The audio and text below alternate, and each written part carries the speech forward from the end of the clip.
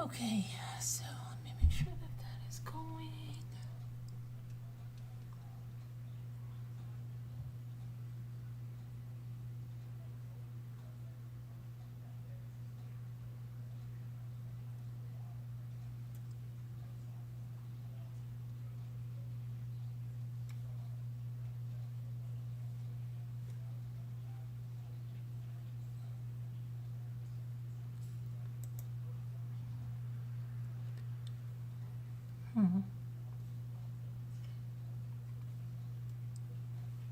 Just see one thing here.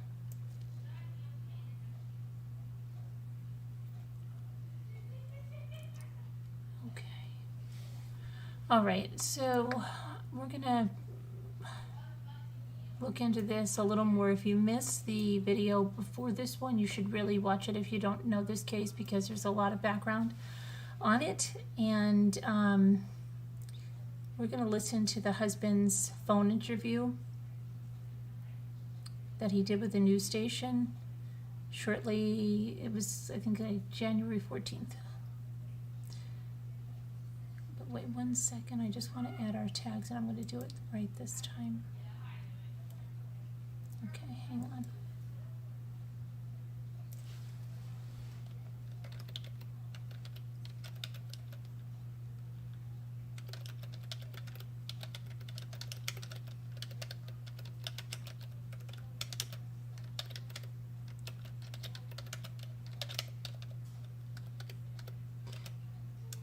And they say their name Millete. But you think if it was Millete, there would be an I after the two L's. Millete. Millete. Millete. I don't know.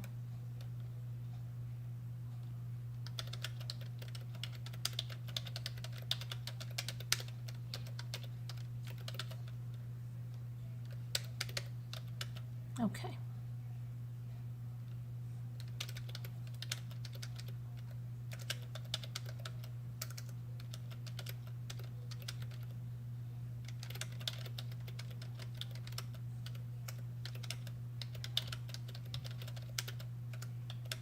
Okay. All right. Just hang on one second, because I just want to put these here.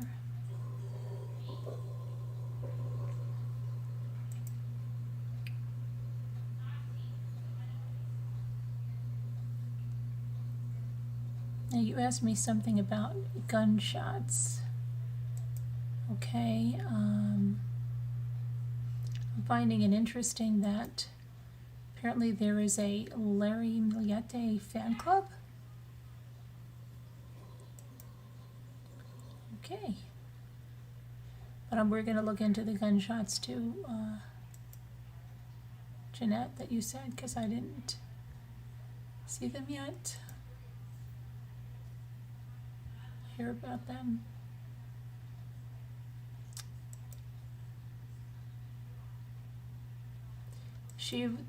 The sister and brother-in-law were on Dr. Phil as well.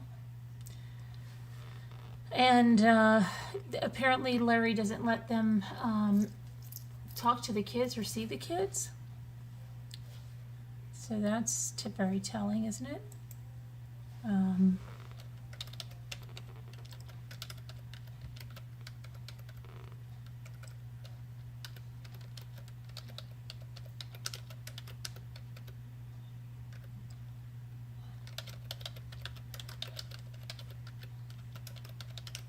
And what else did he, I mean, he kept saying that, well, you'll hear it if you haven't, but that they lived like roommates at this time. So he claims that he saw her.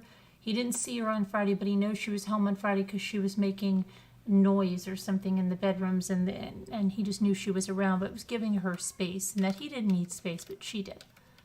So some of this stuff, I'll go over it right now. Hold on. Let me just get this. And then we'll listen to the interview. Okay. Let me save that. Let me get into the live chat and see if we have anybody here even, or am I talking to myself?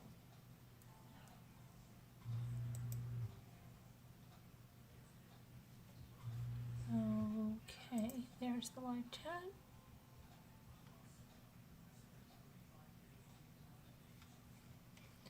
So, Whisper to Me, Snow Remover, Kathy, Pandora, Linda Gelb, Tina, 10th Angel, Elise, Amanda, hey there, Liza Ward, Moab 2, Amy Celeste, Janet Fisher, thank you, Janet, Nana Patty, Mary Rose, yeah, I know, Shar.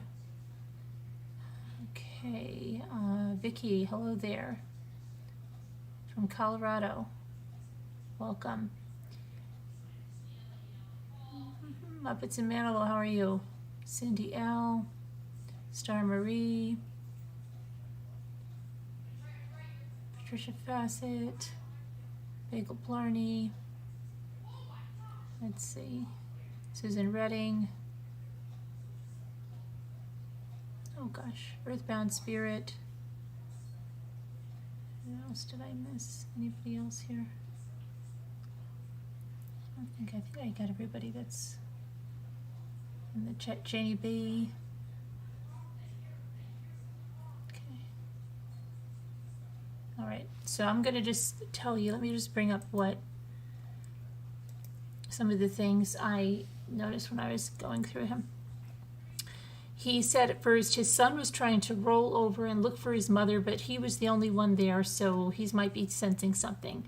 He said the couple argued that night. They argued, okay.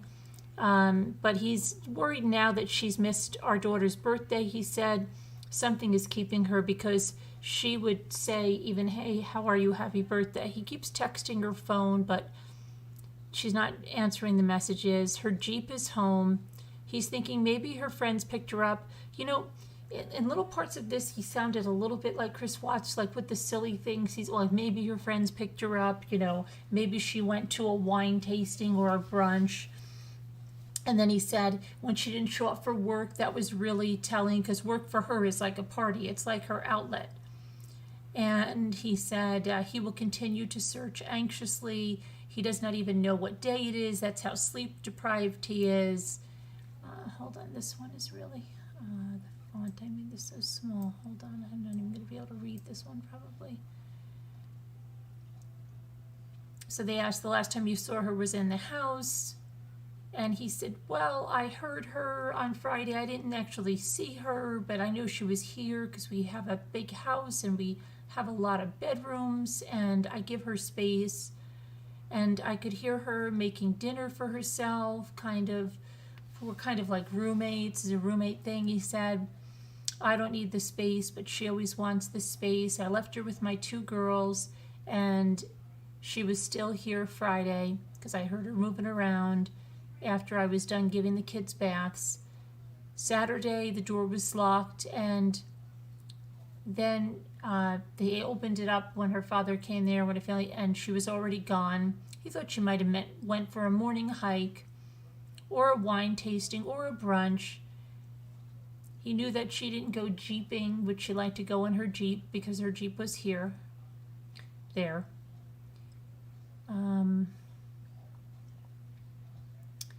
He said she usually doesn't do this, but lately she's been doing stuff like this. She goes somewhere and she parks, or she goes out with friends, and how long's the longest she stayed away? It's a day.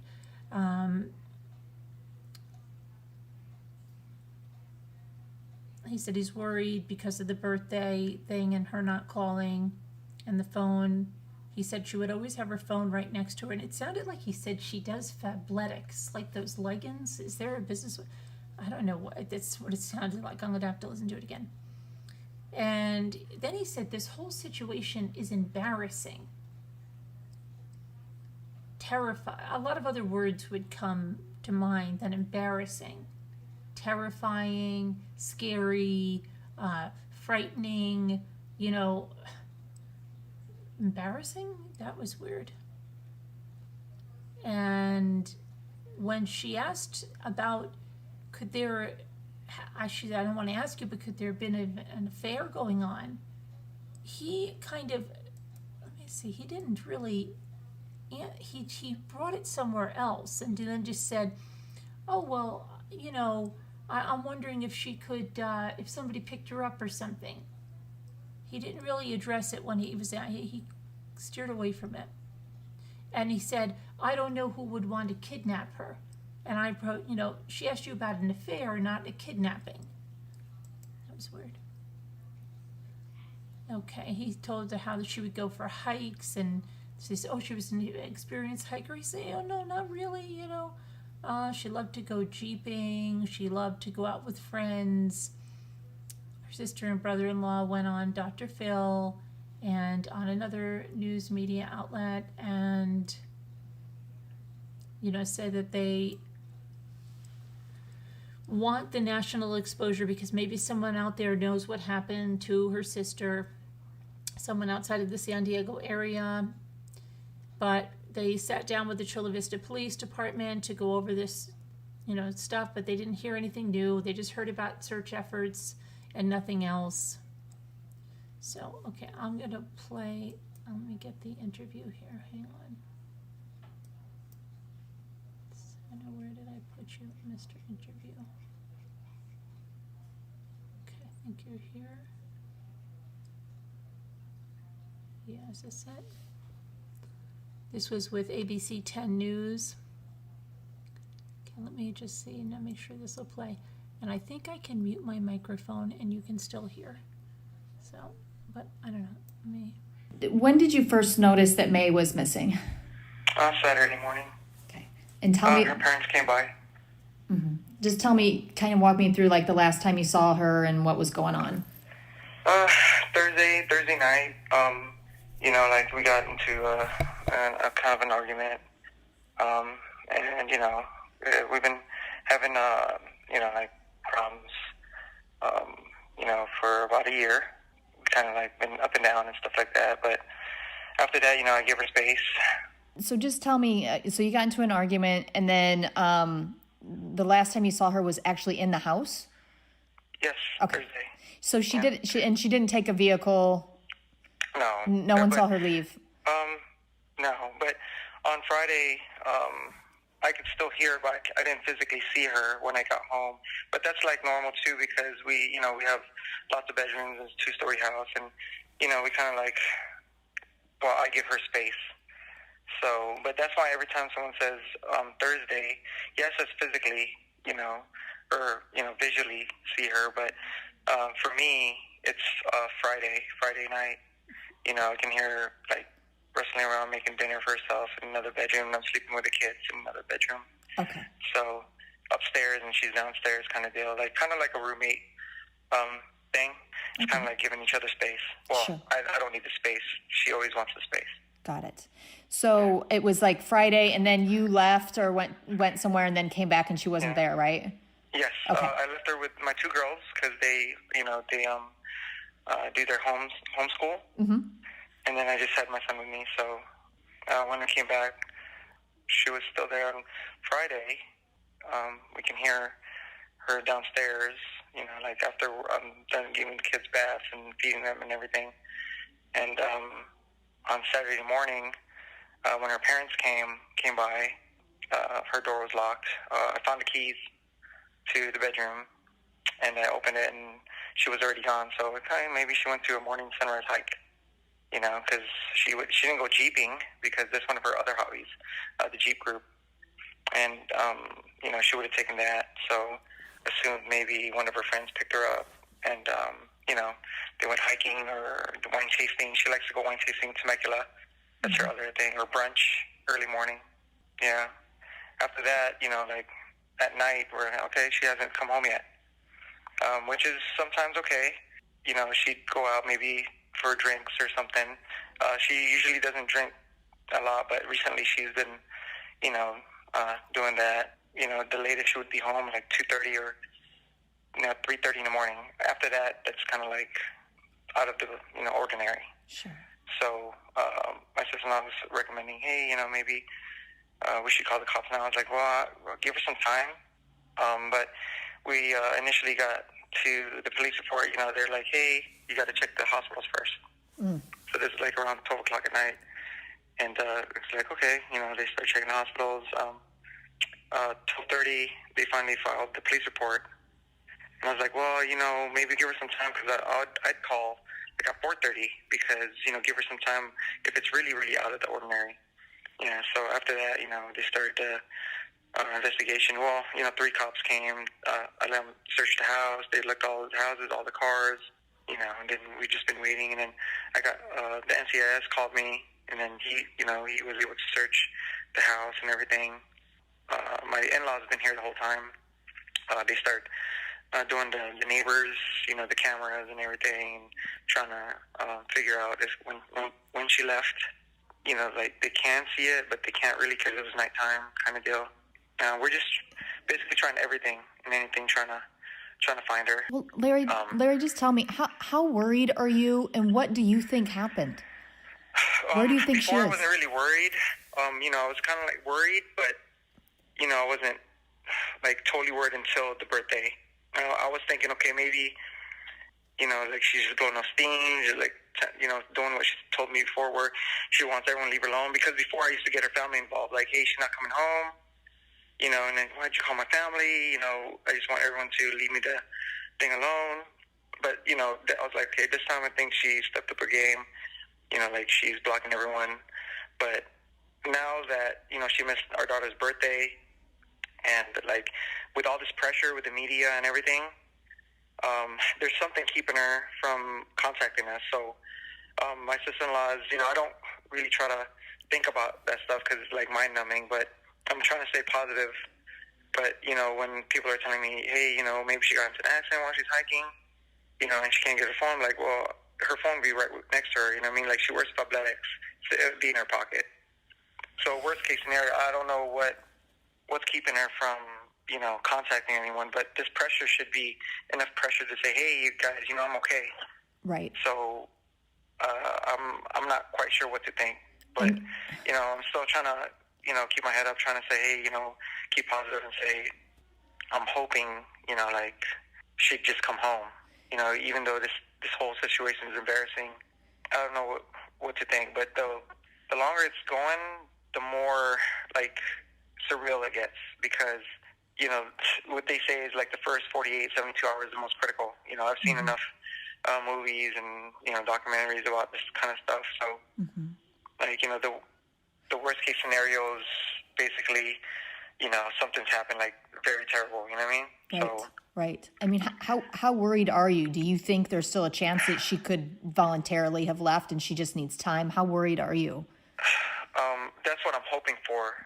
And this is like really whoa, come on, why did you have to do this, the whole thing? But I'm really worried and shaken. But again, like most of the time it's just numbing, like, surreal kind of deal.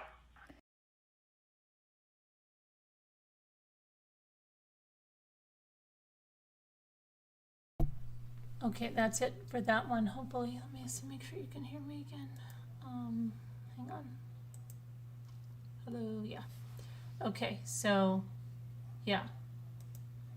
Really, he's all over the place. He doesn't sound too concerned.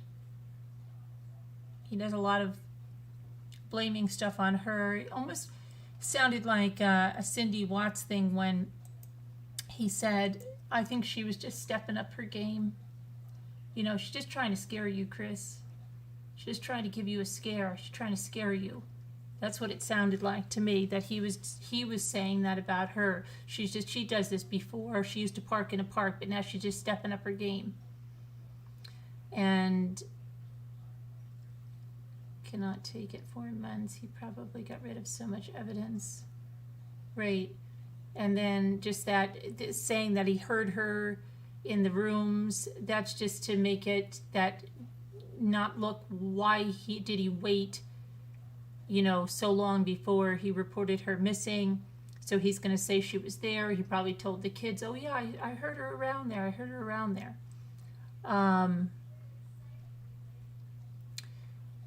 She went to a wine tasting. She went to an early brunch. And then he tells them, we don't have to call the police now. Let's give it a little, because it's not really that strange. It's only an hour after, like, she normally wouldn't be here, because he's using that Friday. He's not letting them think that she hasn't been seen since Thursday. So the Friday is just a total lie, okay? And oh, we can wait. And then he mentions the 48 hours. Chris Watts did the same thing by mentioning the, I've watched all the cop shows. I know why you don't do this or you don't do that. They think they're so smart. He's watched all the movies and the documentaries, and he knows about the first 48, 72 hours, and that's why he didn't want this reported then. So he had plenty of time, thanks Chelsea, to get rid of stuff, to clean up, to,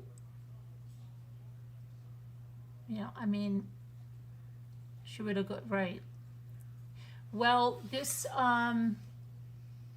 there wasn't a lockdown then, because it was January of 2020. So the lockdowns happened like in March. That's when it started to go real bad.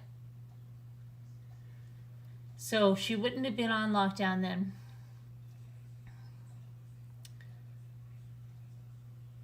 But there's also another interview that he did. Let me just see. Hold on one second. With another news. That one was with, let me see here. That one was with ABC 10 News out of San Diego. Okay.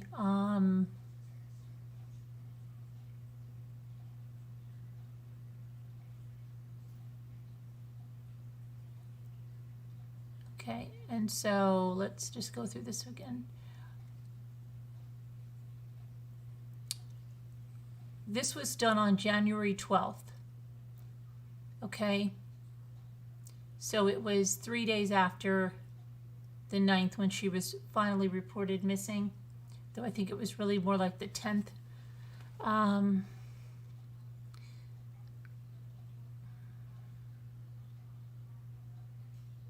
He said in it, we had our problems this year, ups and downs.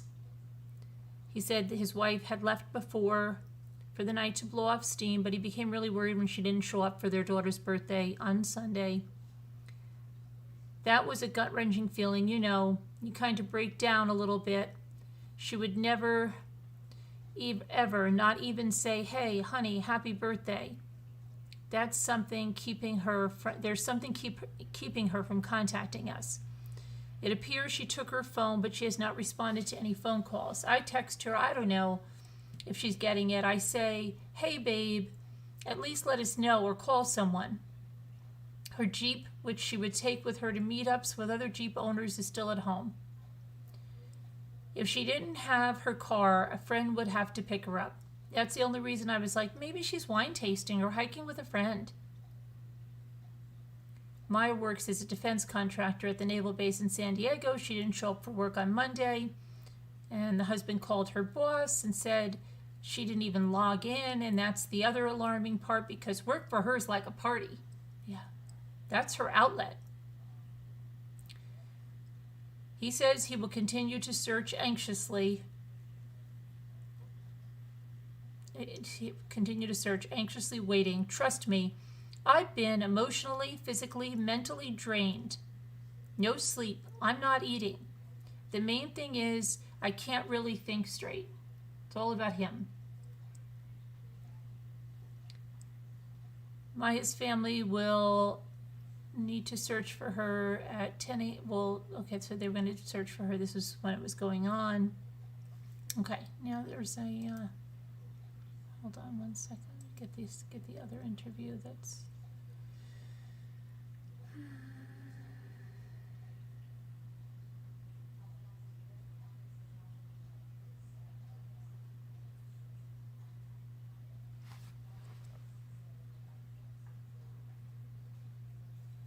Let me see if this is the same one we just listened to.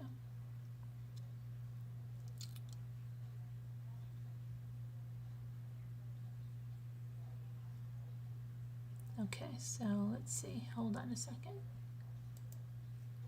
Let's see if this one...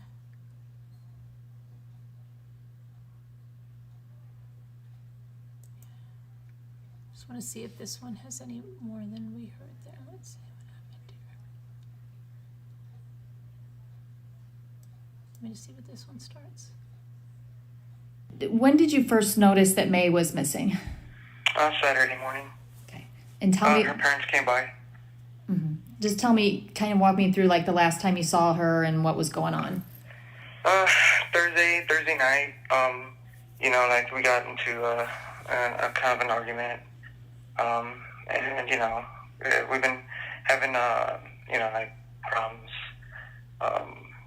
for about a year, kind of like been up and down and stuff like that. But after that, I give her space. So just tell me, so you got into an argument, and then the last time you saw her was actually in the house? Yes, okay. Thursday. So she didn't take a vehicle. No. No one saw her leave. No, but on Friday, I could still hear her, but I didn't physically see her when I got home. But that's like normal too, because we have lots of bedrooms, it's a 2-story house, and we kind of like, well, I give her space. So, but that's why every time someone says Thursday, yes, it's physically, or visually see her, but for me, it's Friday night. I can hear her like wrestling around, making dinner for herself in another bedroom. I'm sleeping with the kids in another bedroom. Okay. So upstairs and she's downstairs, kind of deal, kind of like a roommate thing. It's kind of like giving each other space. Well, sure. I don't need the space. She always wants the space. Got it. So it was like Friday, and then you left or went somewhere, and then came back, and she wasn't there, right? Yes. Okay. I left her with my 2 girls because they do their homeschool. Mm-hmm. And then I just had my son with me. So when I came back, she was still there on Friday. We can hear her downstairs, like after I'm done giving the kids baths and feeding them and everything. And on Saturday morning, when her parents came by, her door was locked. I found the keys to the bedroom, and I opened it, and she was already gone. So maybe she went to a morning sunrise hike, because she didn't go jeeping because that's one of her other hobbies, the Jeep group.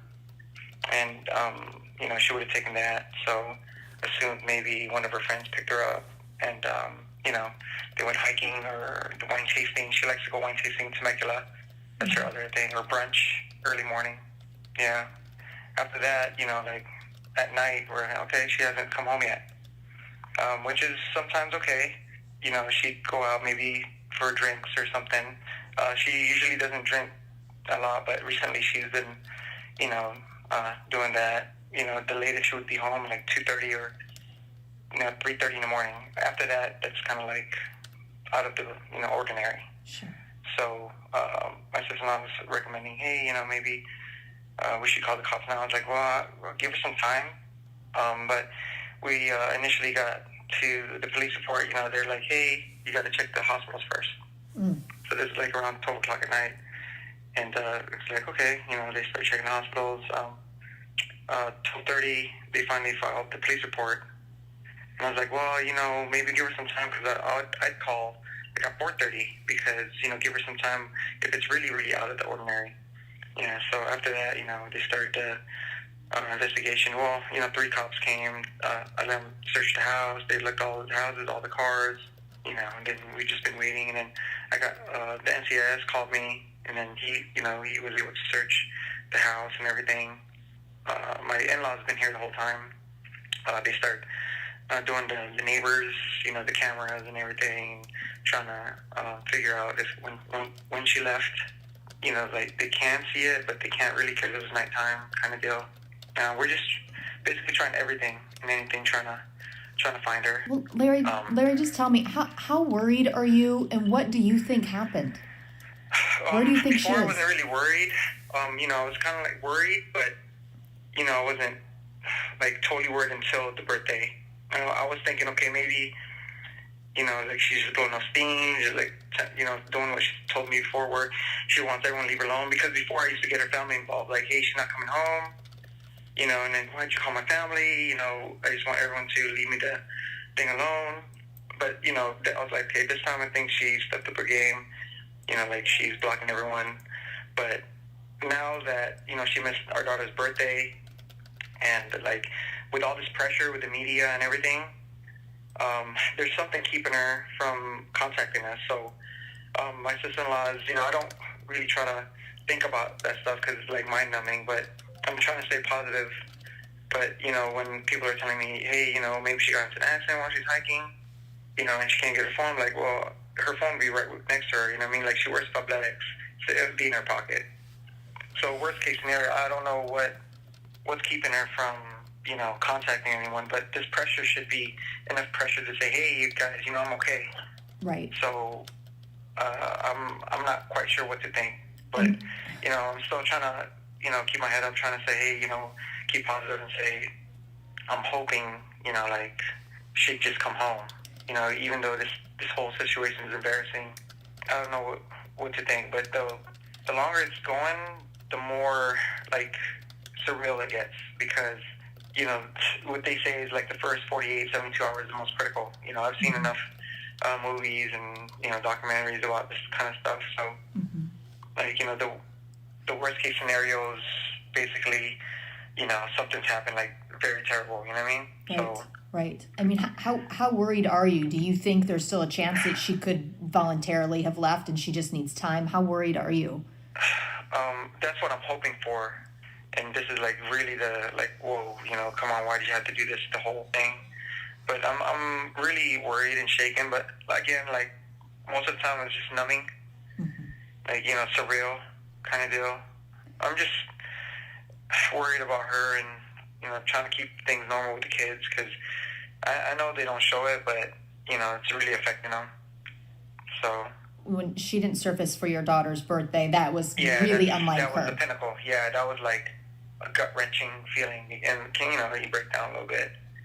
It's like, well, she would never, not even say, hey, honey, happy birthday, kind of deal. So. And and your 11-year-old's old enough. Has she asked? Like, are they asking? Yeah, she's asking, but she's kind of like me, keep yourself in the shell. Don't really want to, open up. How many times has she left before, and how long has it been? In the past, like, before, she would just, like, stay at the park or park somewhere or go, like, in the parking lot, and that's years back, even this past year, she just stay away. This year, she'd, like, go out, drink with friends or stay at a friend's house, and try to sleep it off. Couple months, she's been, like, wanting her space, so she'll go out with family to places, and she'll just go out for days and stuff like that. But at least I know where she's at. So how when she's gone, right? So, but when she has left, how long? What is the longest she's been gone for? Like maybe a day for like till 2:30 or 3:00 in the morning, kind of deal. So never more than a day or two. Oh yeah, never more than a day. Okay, never more than a day, and then you always kind of knew where she was at. Okay. Not more than a day. Okay. Basically, or the next day. Again, I always tell her we have 3 kids. You can't be doing this kind of stuff, and she would never be that irresponsible not to say, hey, I'm okay. Was there anybody that wanted to hurt her? Was there any other guy? I hate to ask, but like, I don't know. I told the police, she really likes hiking. Okay. Wine tasting, so Temecula and stuff like that, but I don't know what else to think, like, who would, kidnap her or... Would she go hiking by herself? She has, yes, but that's the ones, like, close to the house. We have a hiking trail in San Miguel Park, or San Miguel over here. That's the only time she would go by herself. And yes, she has before in the beginning, but she would take her car.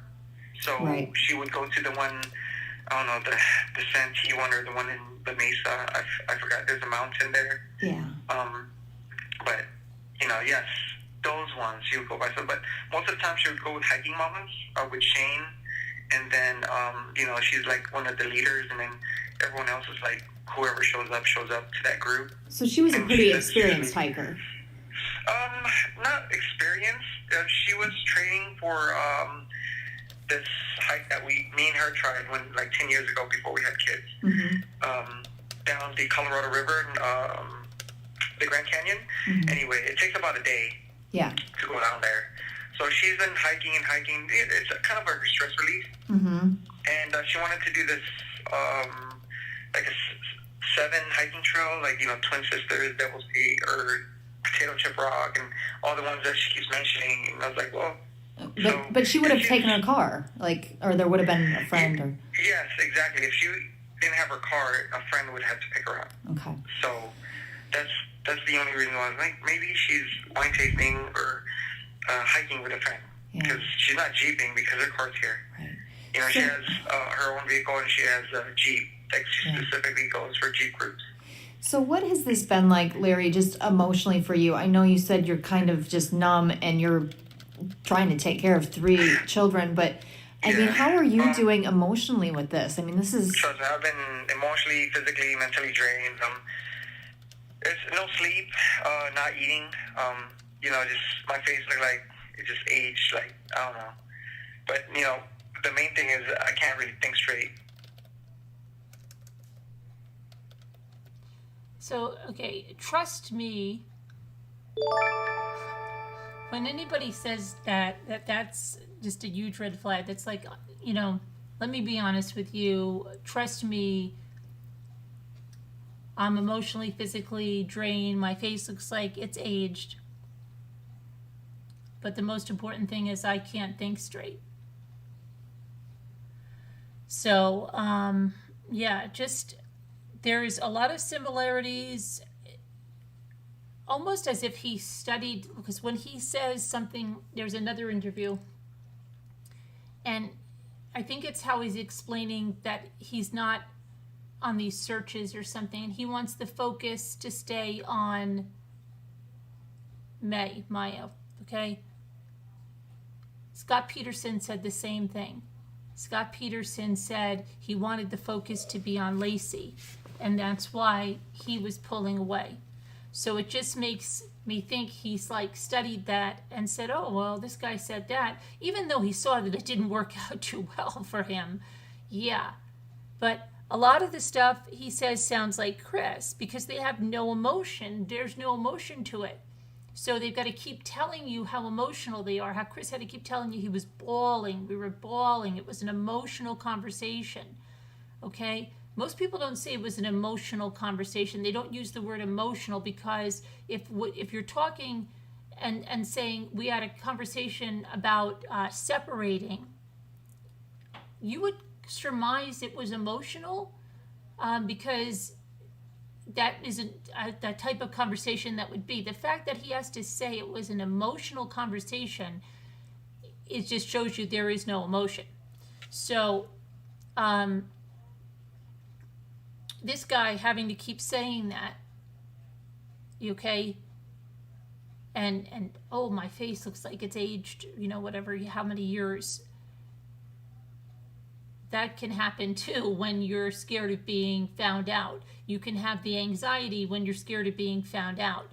But he's talking so much, I haven't been eating. I haven't, you know, it's the last thing you say. I don't care if I eat or see. I just want to find my wife, you know. I just want to find my wife. I don't know where she is. She asks him about an affair, and he says, well, she likes hiking. She likes wine. She asked you about an affair, you know, and then he goes to a kidnapping. So he's all over the place, and just I'm upset it's just a phone interview, you know. But I eventually will see the law enforcement interviews. Let me see something else here, because there was another one that with another news. Let me see here.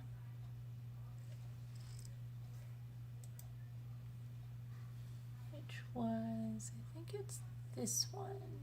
Yes, because that was, what news? That was ABC. That was ABC News. This one is with CBS, CBS 8 San Diego. So let me see here. Let me get this one.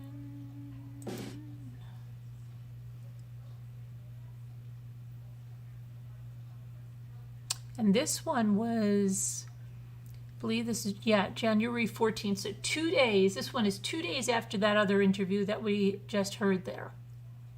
Okay. So 1 second. Let me just get this on. Yes, ma'am. Okay, right there. So first, when it's recorded, do I have your permission to record this conversation? Yes, ma'am. Thank you. I mean, just like how we were talking, Larry, I think the last time you saw her was like last Thursday, I think?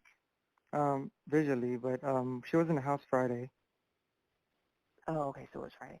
I mean, kind of just, it's been almost a week now, and you haven't seen from her, you haven't seen her or heard from her. You have 3 kids with her. I mean, this isn't like her. No, not this long. That's the concerning and alarming part is she wouldn't be gone this long. And, what, you guys were married 21 years?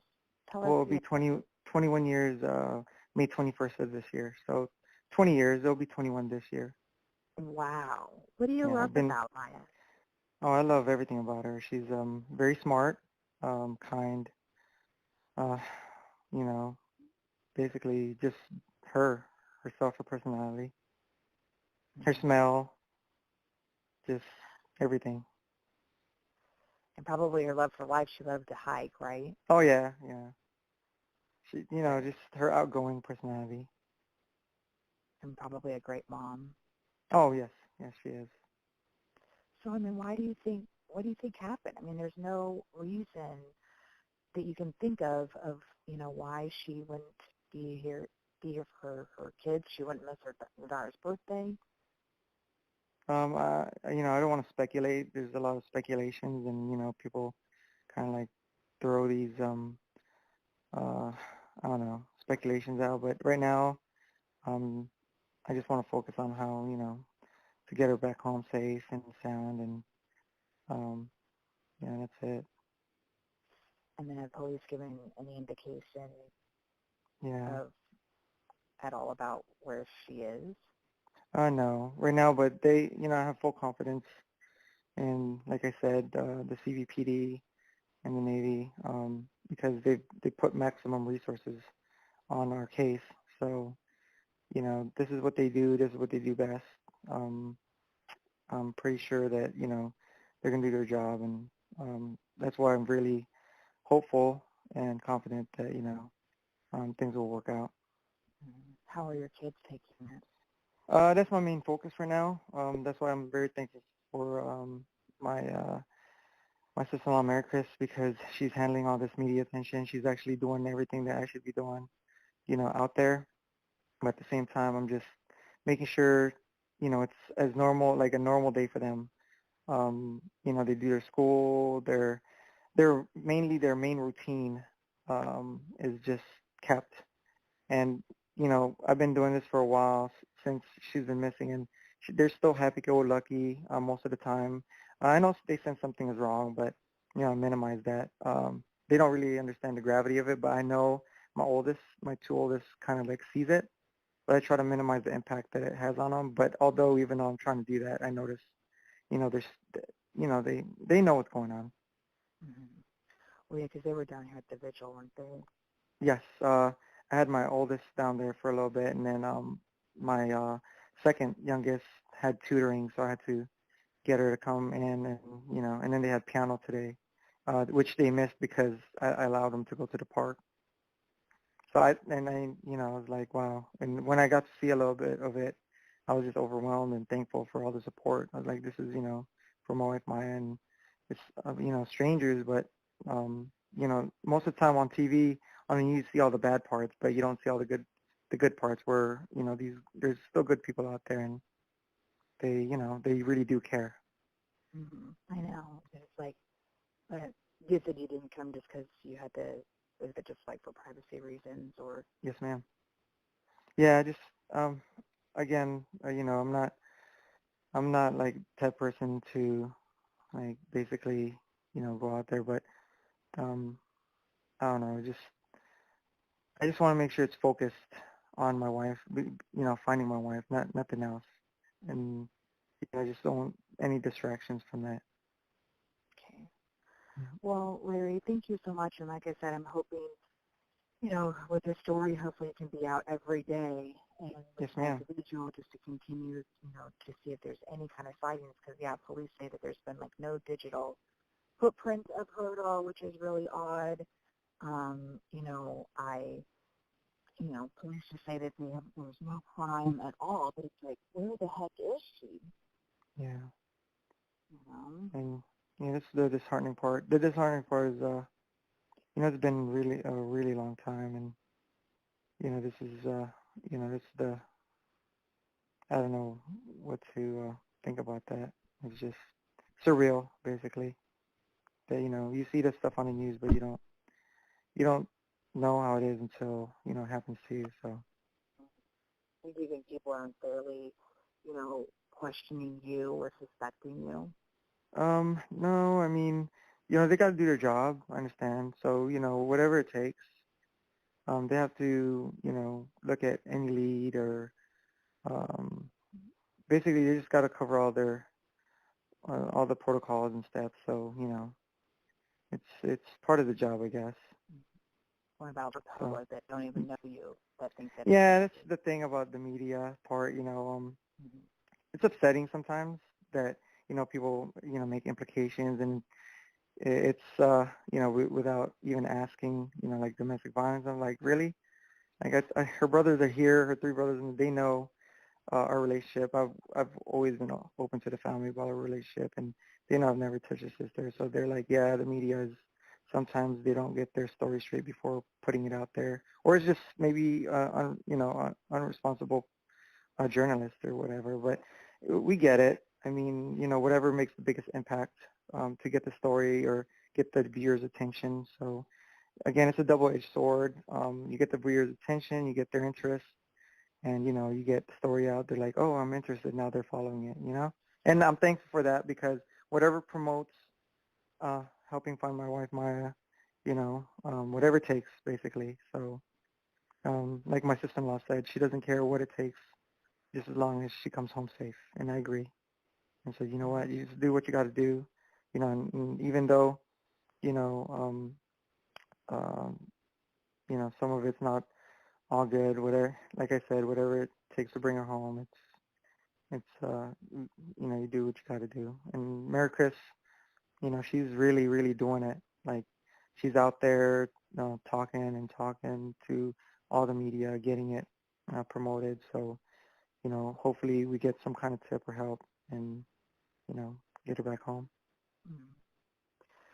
A new soap.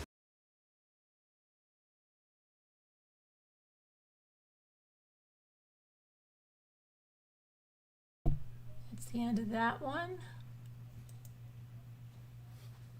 Okay, yeah, he sounds super worried, right?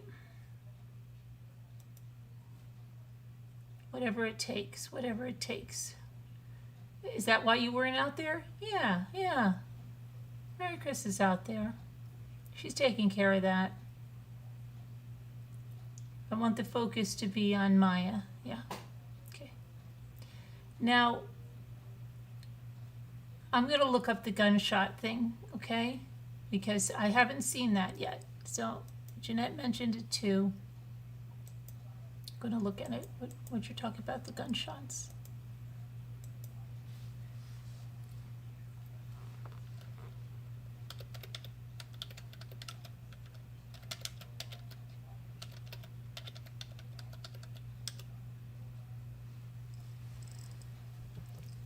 Okay, let's see here. All right, so hold on here. No thanks on that. Thank you. All right, it says 8 loud bangs recorded in Maya Millete's neighborhood on the night she went missing have been identified as gunshots by a forensic audio expert. Over the weekend, News 8 obtained a cleaner digital copy of the camera's original audio recorded at 10 p.m. on January 7th, the night that Maya went missing. The audio has some background hiss, but the expert said that the noise can be removed. It's just going to be a matter of plotting, though. It is not like, hold on a second. It is not like you see it on TV. Somebody pushes a button and it just happens. It's manually going through it bit by bit. And that was Brian Neumeister, CEO of USA Forensic LLC in Phoenix, Arizona. They are gunshots. I don't have a question about that. They do sound like they're indoors, at least the first few of them. I haven't analyzed them completely, but it definitely sounds like it's inside a house. The audio expert received the audio recording over the weekend from an attorney working with the family of Maya. The way it peaks so quickly and just the sound of a gun after doing this 41 years, it's fairly easy to recognize, says Neumeister. It's going to take about a week for Neumeister to clean up the audio. I'm going to be able to clarify, get rid of the background noise. If there's something like a human voice, I'll be able to spot that quite easily. Even if it's buried, I'll be able to bring it out. I have to clean it up enough that there's no question about what it is, and that is something I do every day. A neighbor who wanted to remain anonymous initially allowed a reporter to record the surveillance audio with a cell phone. And News 8 released that audio. Okay, let's hear if we can hear it. That's from News 8. Let's see. So, let's see. Surveillance audio records. Let's see if this is. Let me see here.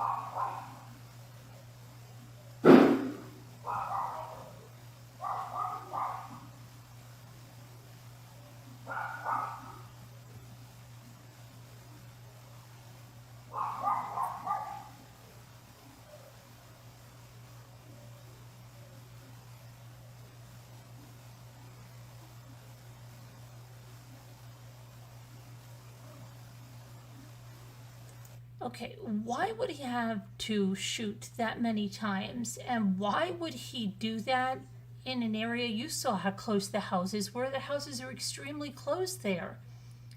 Why would he even have a silencer on it? That doesn't make sense.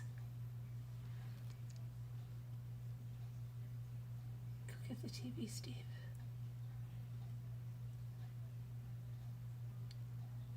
I don't get it. That was at 9:57 on the 7th. And that, because he lied and said that she was around on the 8th. That was, what was that? That was the night of the 7th. But I don't get it. That was 9:57 p.m. The neighbor recorded that, that their camera surveillance recorded that. The neighbor provided that to News 8. They wanted to remain anonymous, and they didn't want the video aired, just the audio, because it identifies their house. It was recorded around 10 p.m. on Thursday, January 7th, the same night that Maya went missing, and this same night her husband, Larry, reportedly had an argument with her. Now, it says that they caught up with Larry's father. This is another thing. This Benito guy, he stabbed somebody in Pearl Harbor. Have you guys heard that? I don't know. I just saw a little bit of that. I haven't gone down that rabbit hole. It's almost like it reminds me of whatchamacallit, the guy down in Florida that killed his family, and his father did something, almost killed the mother. Remember? Kind of reminded me of that when I saw it. Okay, so anyway, his father Benito, who is also a U.S. Navy veteran, was walking to the park with two of his grandkids, and a reporter caught up to them. The reporter was David Goffredson from, again, CBS News 8. He asked him all about the speculation swirling around this missing persons case. And I quote, the father said, "The speculation is Maya. She go by herself, okay? Just like the first statement, right?" That's what he said. And they also asked him about the ongoing search for Maya. And he said, "The family of Maya is looking for a dead body. We're still waiting." He's 68 years old, and he told this news media station that nobody heard any gunshots on the night that Maya went missing. On the same surveillance video, the neighbor told CBS News 8, the recording picks up audio of children playing in a backyard at around 10:30 p.m. The neighbors gave the recording to the Chula Vista Police Department the week after Maya disappeared. I don't know, why did they wait a week to give it? Chula Vista Police Department Captain Eric Thunberg gave a statement that said, "We have no comment and will not comment on any evidence or potential evidence in this case. Such comments complicate and potentially hinder the investigation."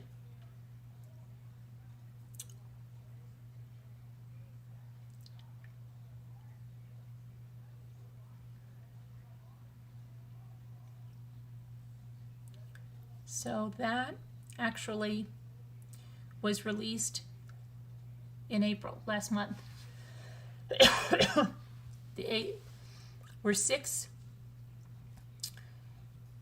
There were 8 loud bangs in that audio.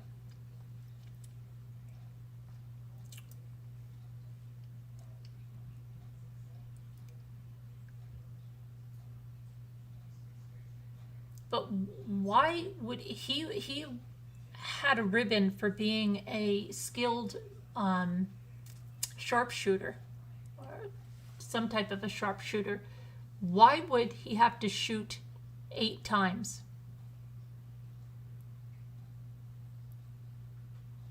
And wouldn't there be a tremendous amount of blood spatter and everything to clean up if he shot 8 times?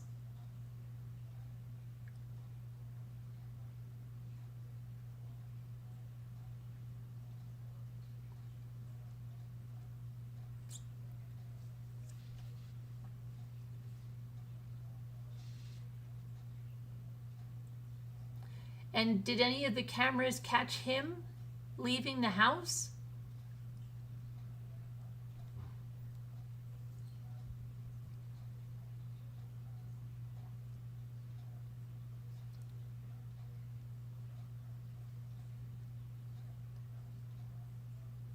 Kubi says he had help cleaning up.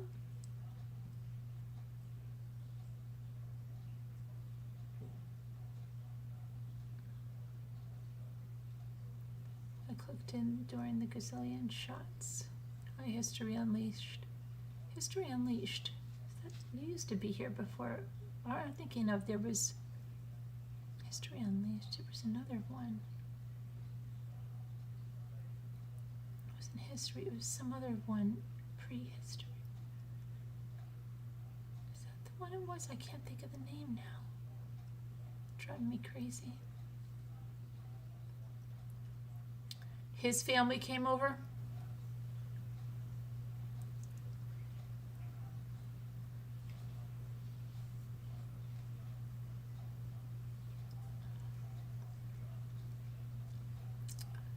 Wondered about the blood spatter.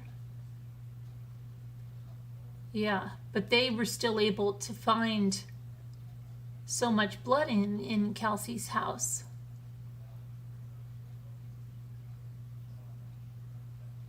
He got her into the tub.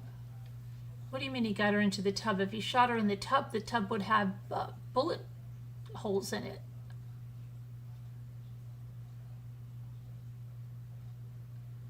His aunt and uncle, Amy's saying.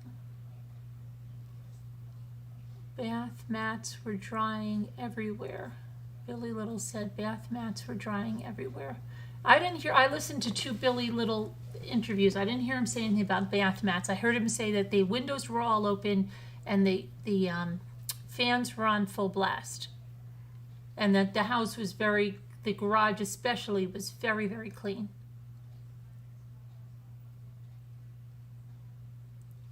And it came at 2 a.m. Aunt Kathy and Uncle Ricky.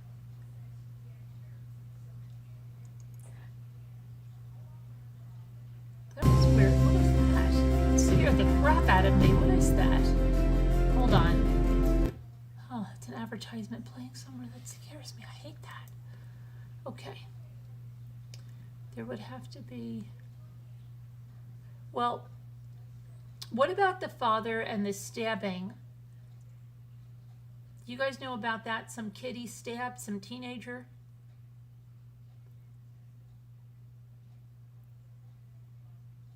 Michelle says the bed comforter was missing. They had a 3D camera there, last search warrants. What about the luminol? Did luminol pick up blood?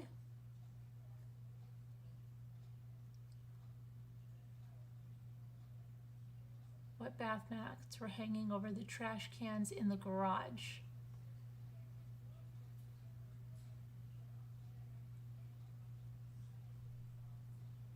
Uncle Ricky is the one that took the freezer? He said he came in the early morning hours of January 9th to take that freezer. He stabbed a rival gang member at 15. Who did, Mary? Benito?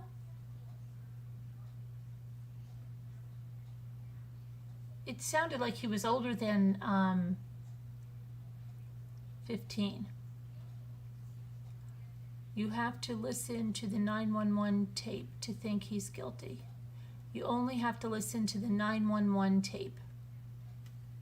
Well, let's listen to it. Let me go see if I can find it. Michelle?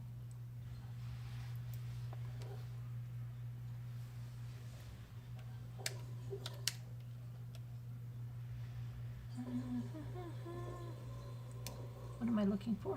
Larry?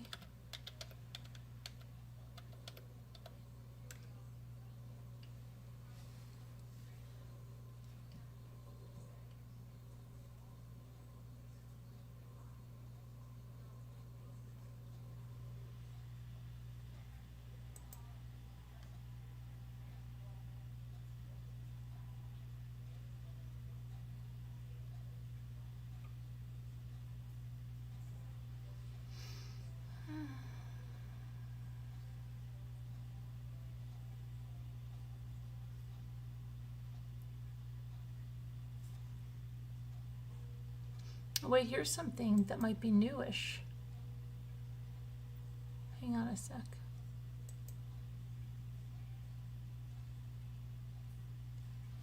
What is this about? Hang on. Let me see this.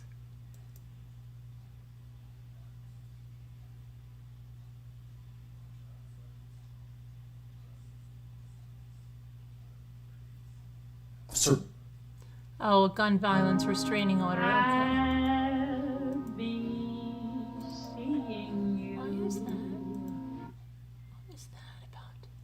Okay, so that was a gun violence restraining order that he responded to. Chula Vista Police Force is not so big. I think Uncle Ricky helped him clean it up.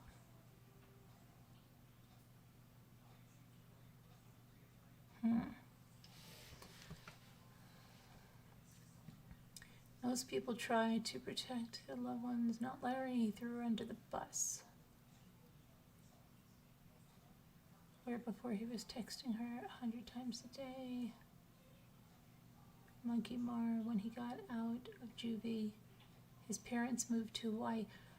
No, not him. It said his father in something I read.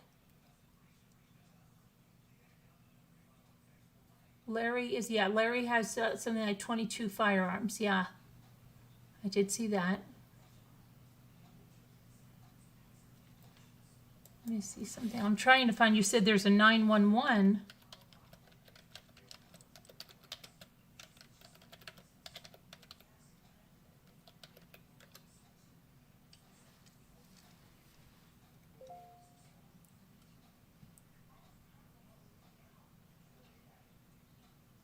Police filed a restraining order against Maya Milete's husband. That says 2 days ago.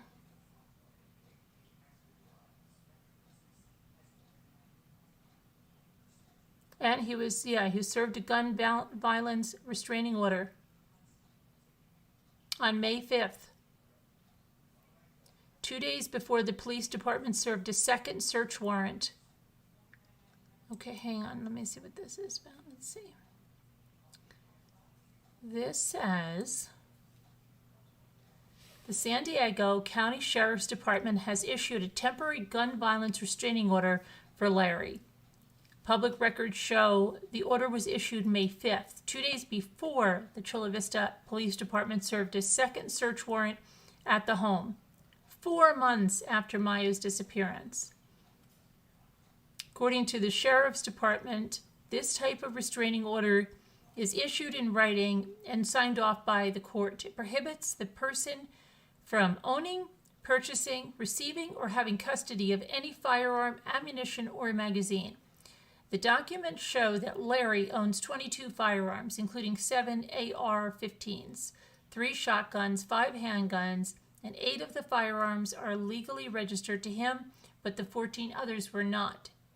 The reason for the restraining order, according to the documents, is a significant danger of Larry having access to the firearms. Larry is said to have allowed a third party to possess firearms without a legal transfer, also noting that he bought 2 firearms after a search warrant was served at his home, where illegal firearms were seized, referring to the first search of his home back in January.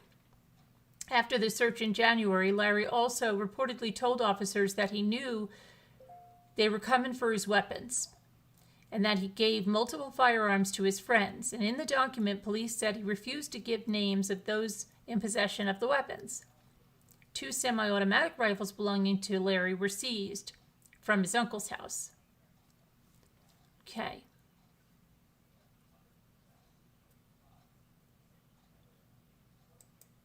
Let me see here. So here's a timeline. So Maya disappears in January. February, the search is continuing. 2 days after his wife was reported missing, Larry speaks. He spoke out in those interviews. Now let's see. Family desperate for answers in March. The Chula Vista starts bi-weekly updates. May, where we are, the family and friends rally to keep Maya's disappearance known. Okay, search reaches 3 months in April. Police and Maya's family held a press conference. It's in March. So okay, let's see. Not too much there. 2 days after the order was issued, police spent hours searching Larry's home. Officers were seen using canines and loading boxes from inside the house into a vehicle. It sounds like he's going to be arrested.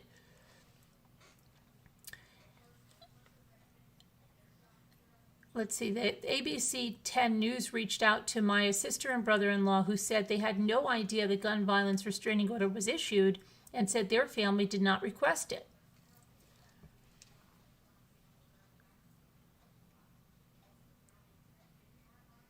So that's how they took stuff out of the house.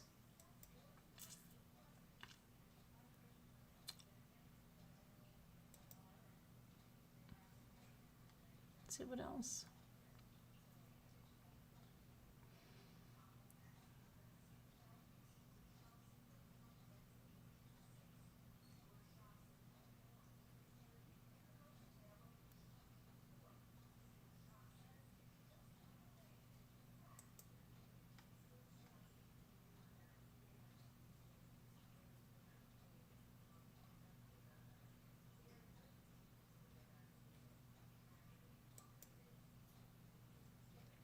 There's another one about the search warrant.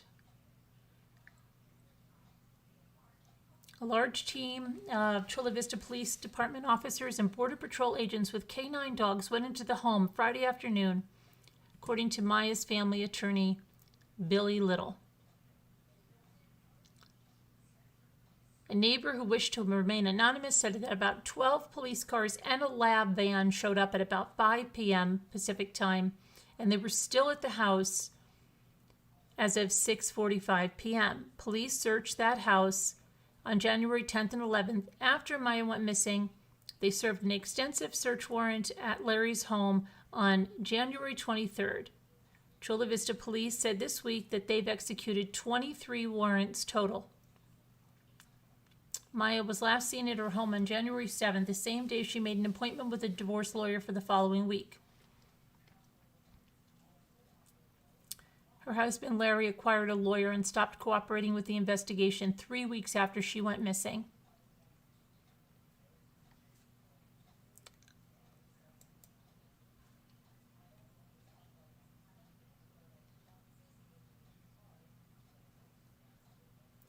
Now, what is this about? Let me see.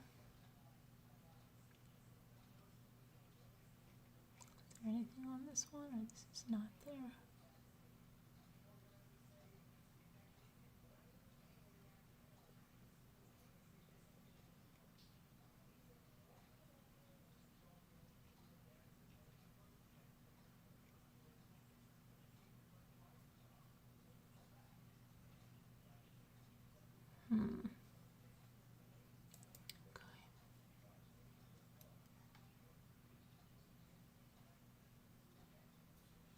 All right, here's something. Let me see here. Why can't I get the... Let me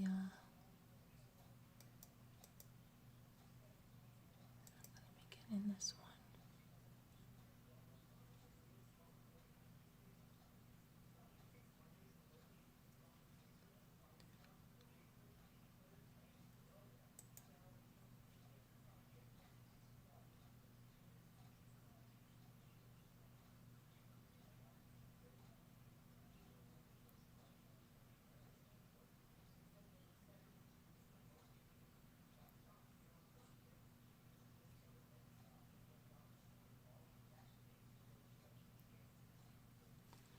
Okay.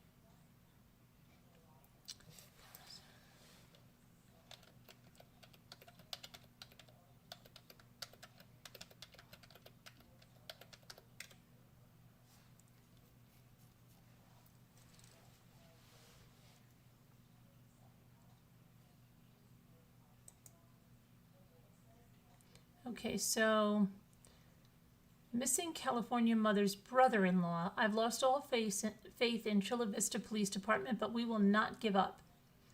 So this is, despite, this is back in April. This is from April 9th. Despite multiple bombshell developments this week in the case of the California mother who's been missing for more than 3 months, her brother-in-law said Thursday that he's lost all faith in the local police department to solve this case. So we're hoping for some positive feedback or something, and there was no positive input on anything. And that's Richard Draley. I don't even know how to pronounce his last name. We'll just call him Richard D. And that's Maya's brother-in-law. He's married to her sister, the one that Larry said is handling all the media. Well, he told Fox News that he and his wife met with the Chula Vista Police Department near San Diego. They just took our information on where we searched. We even asked them some serious questions. We went in there with a few questions of our own, and they couldn't answer anything.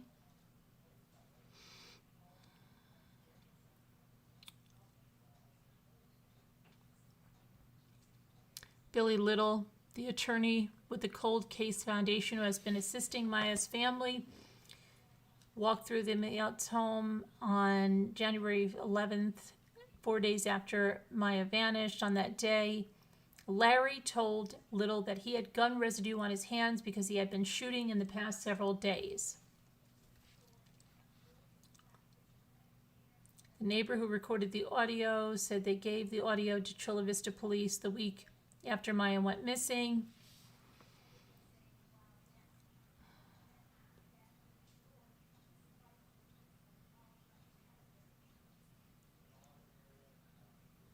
Chula Vista Police Department Chief Roxana Kennedy said in a statement back in April then that she wants to reassure Maya's family that their community that she is not forgotten and that bringing her home safely remains their number one priority. We understand and recognize the sense of frustration from Maya's family and the community with each passing day. We all want answers. Our detectives have been conducting searches, follow-ups, and following every tip and lead received.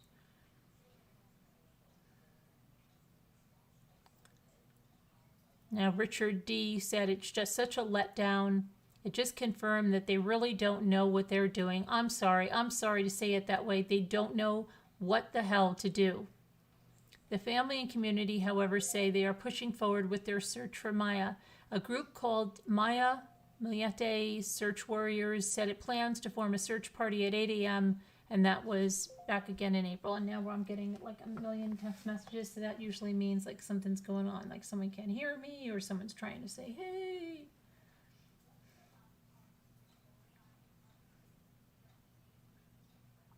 I don't know. I'm not seeing anything there. Let me see if I see anything over here that's like emergency. Emergency. No. Okay.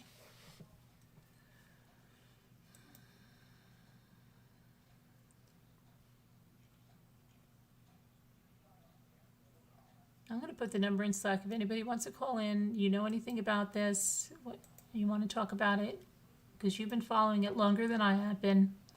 I'm just catching up to speed today on it.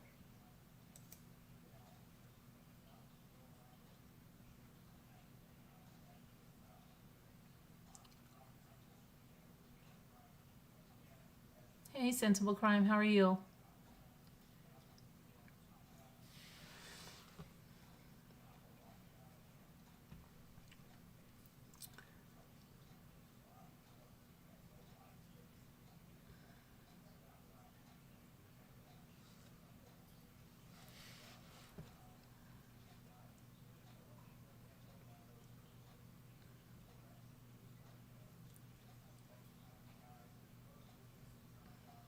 Because they think they're smart enough to get away with it. What is this? What is going on here? Oh, okay. The replies to comments on YouTube videos. It's like, it's like craziness.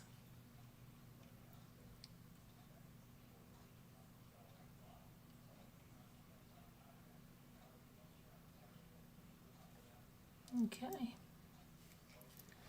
All right. Let me see. I don't know what, who was talking about a 911 call? I don't see a 911 call. Because didn't the sister call the police?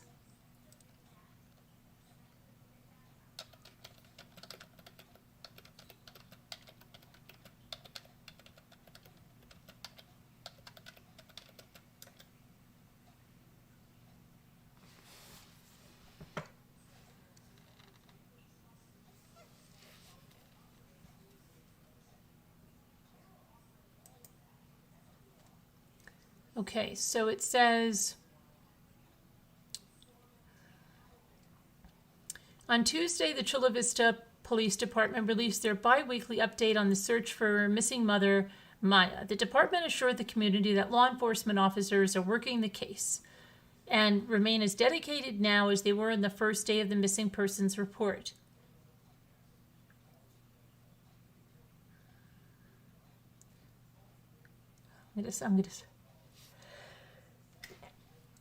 Okay.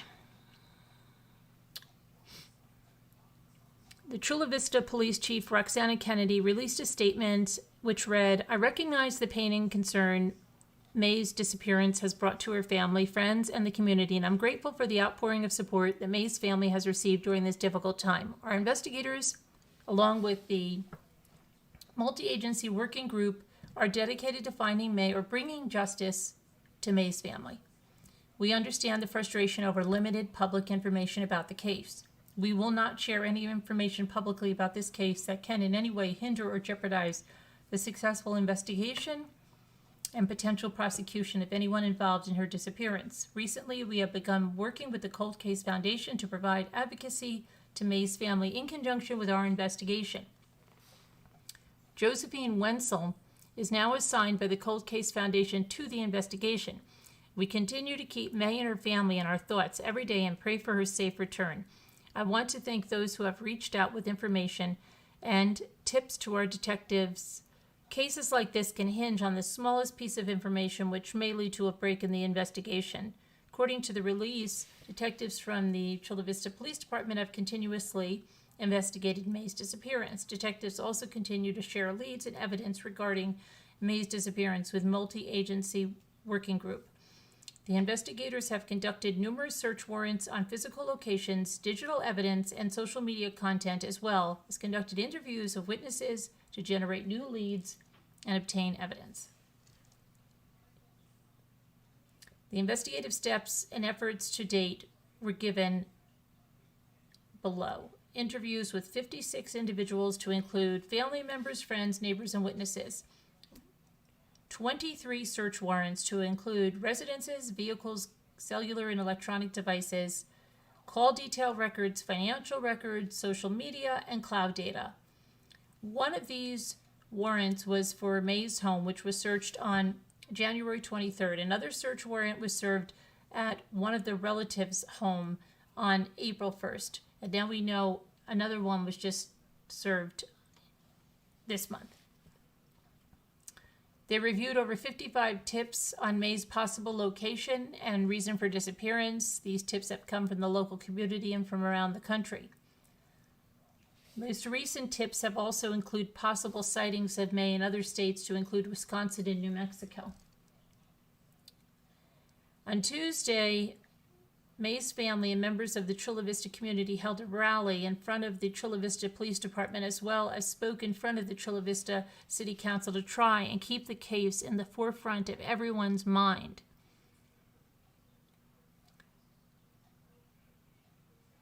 And her 40th birthday was May 1st. What is this one? To the Barrett House. At QVC, we've got the brands, the experts. Oh my gosh, these stupid advertisements every time you look at something. Oh, QVC.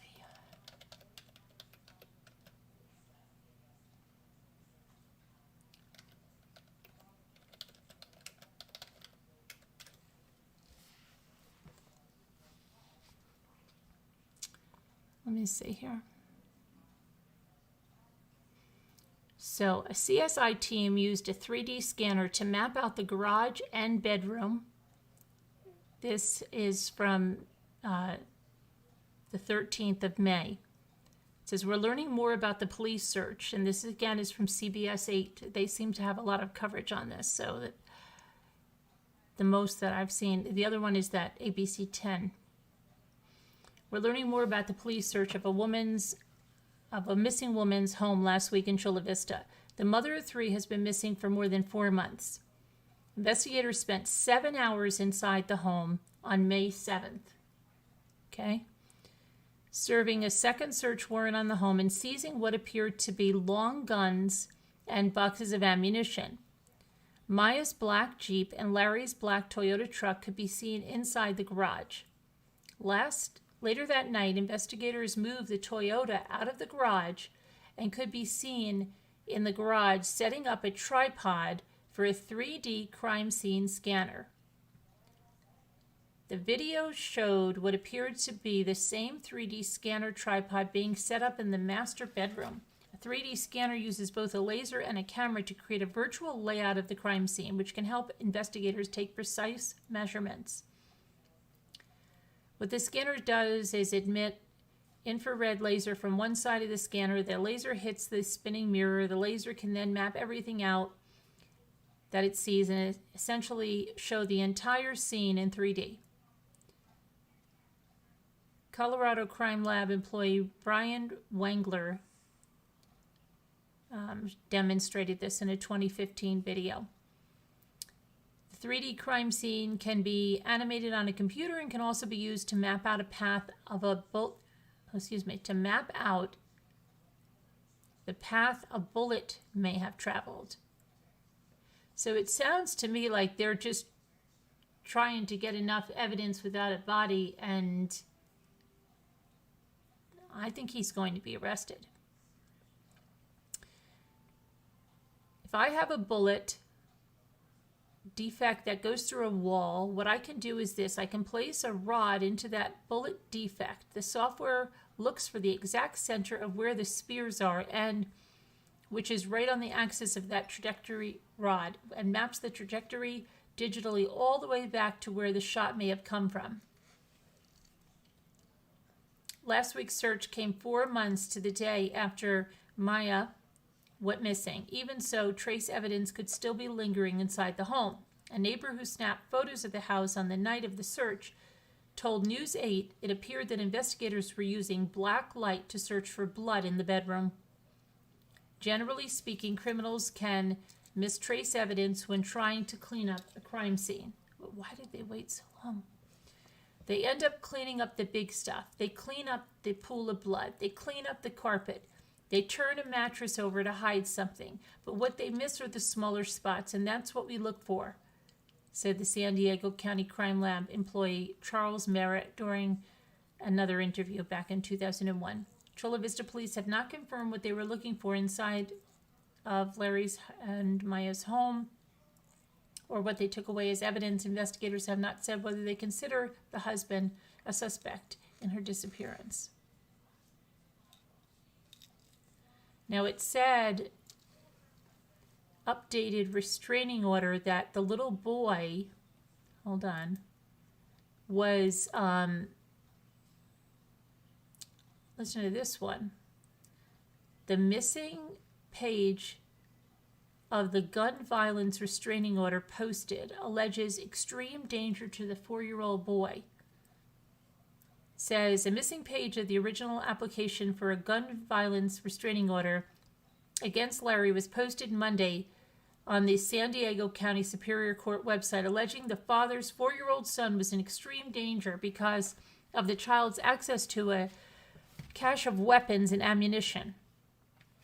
A photograph allegedly downloaded by police from Larry's cell phone on January 23rd showed the boy standing on a kitchen table with a cache of firearms, of 16 firearms, 4 United States passports, a government identification card, several high-capacity magazines, and hundreds of rounds of ammunition. The timestamp on the photograph of the boy indicated that it was taken on January 9th, 2020. According to the updated restraining order declaration, the photograph, as well as a second photo showing the cache of weapons without the boy standing on the table, have been sealed by the judge in the case. The cache of firearms included 2 short-barreled AR-15 illegal assault weapon platforms, 5 undetermined legality AR-15 platform rifles, 3 pump shotguns, 1 bolt-action rifle with scope, and 5 semi-automatic handguns. The child imaged in the photograph is the child of Larry. The child had immediate access to the illegal assault weapons and the 14 other firearms and ammunition, creating a potential extreme danger to the child and those physically present at the home. So this is the updated, let's see here, pull this out. Here, let me pull this over. Hopefully this will go over there. This is the petition for gun violence restraining order. May 5th. An officer of law enforcement, so who was the person? An officer of a petition may be filed in the name of law enforcement agency. Okay. And your lawyer, Jeffrey Brooker, San Diego. Okay. The respondent lives in this county. Are you aware of any other court cases? No. Are there any protective or restraining orders in effect to the respondent? I don't know. Okay, description of I'm informed and on the basis believe the respondent currently possesses or controls the following firearms. Okay, we just went through these, right? The Glock 17, Glock 17, Smith & Wesson, just, okay. Grounds for issuance, unattached declaration, request for gun violence restraining order. It says the significant danger consists of potentially, in the child's name, having access to firearms. Respondent is in possession of illegal assault weapons and unregistered firearms. Respondent also allowed a third party to possess firearms without a legal transfer, and the recent purchase of 2 firearms subsequent to the execution of a search warrant of his home where illegal firearms were seized. The search warrant was pursuant to an investigation of the GVRO will also prevent an ongoing acquisition of firearms until the 18 outstanding firearms are accounted for. This is not a court order or petition for gun violence restraining order. No fee to serve, request for hearing, temporary gun violence restraining order. I request that a temporary gun violence restraining order be issued against the respondent to last until the hearing, and I am presenting a temporary restraining order for the court's signature together with this petition. Has the respondent been told that you were going to seek one? No. Reasons stated in attachment 10.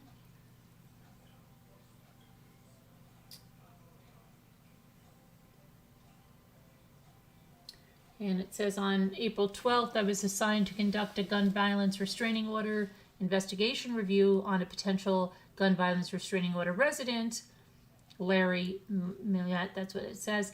It's, then that you can read it right there. By supervising Deputy Attorney Jeffrey A. Brooker, the request was pursuant to the pending Chula Vista Police Department investigation of Chula Vista police case, blah, blah, blah. I reviewed the state of California, okay, blah, blah, blah.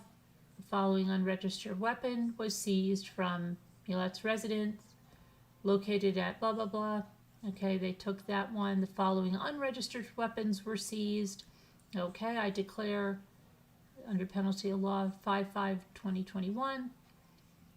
And it says, on 4/21, I conducted a search for Larry Millete's records. A records check revealed 8 registered firearms. 2 of the 8 have been seized pursuant to a previous search warrant. The remaining 6 are still outstanding and unaccounted for.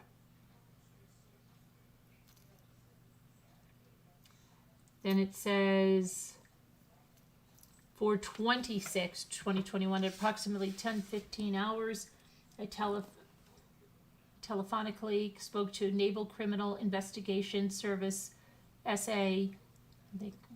I was informed by SA, blah, blah, blah, that Larry had ties to the city of San Diego by the nature of his employment.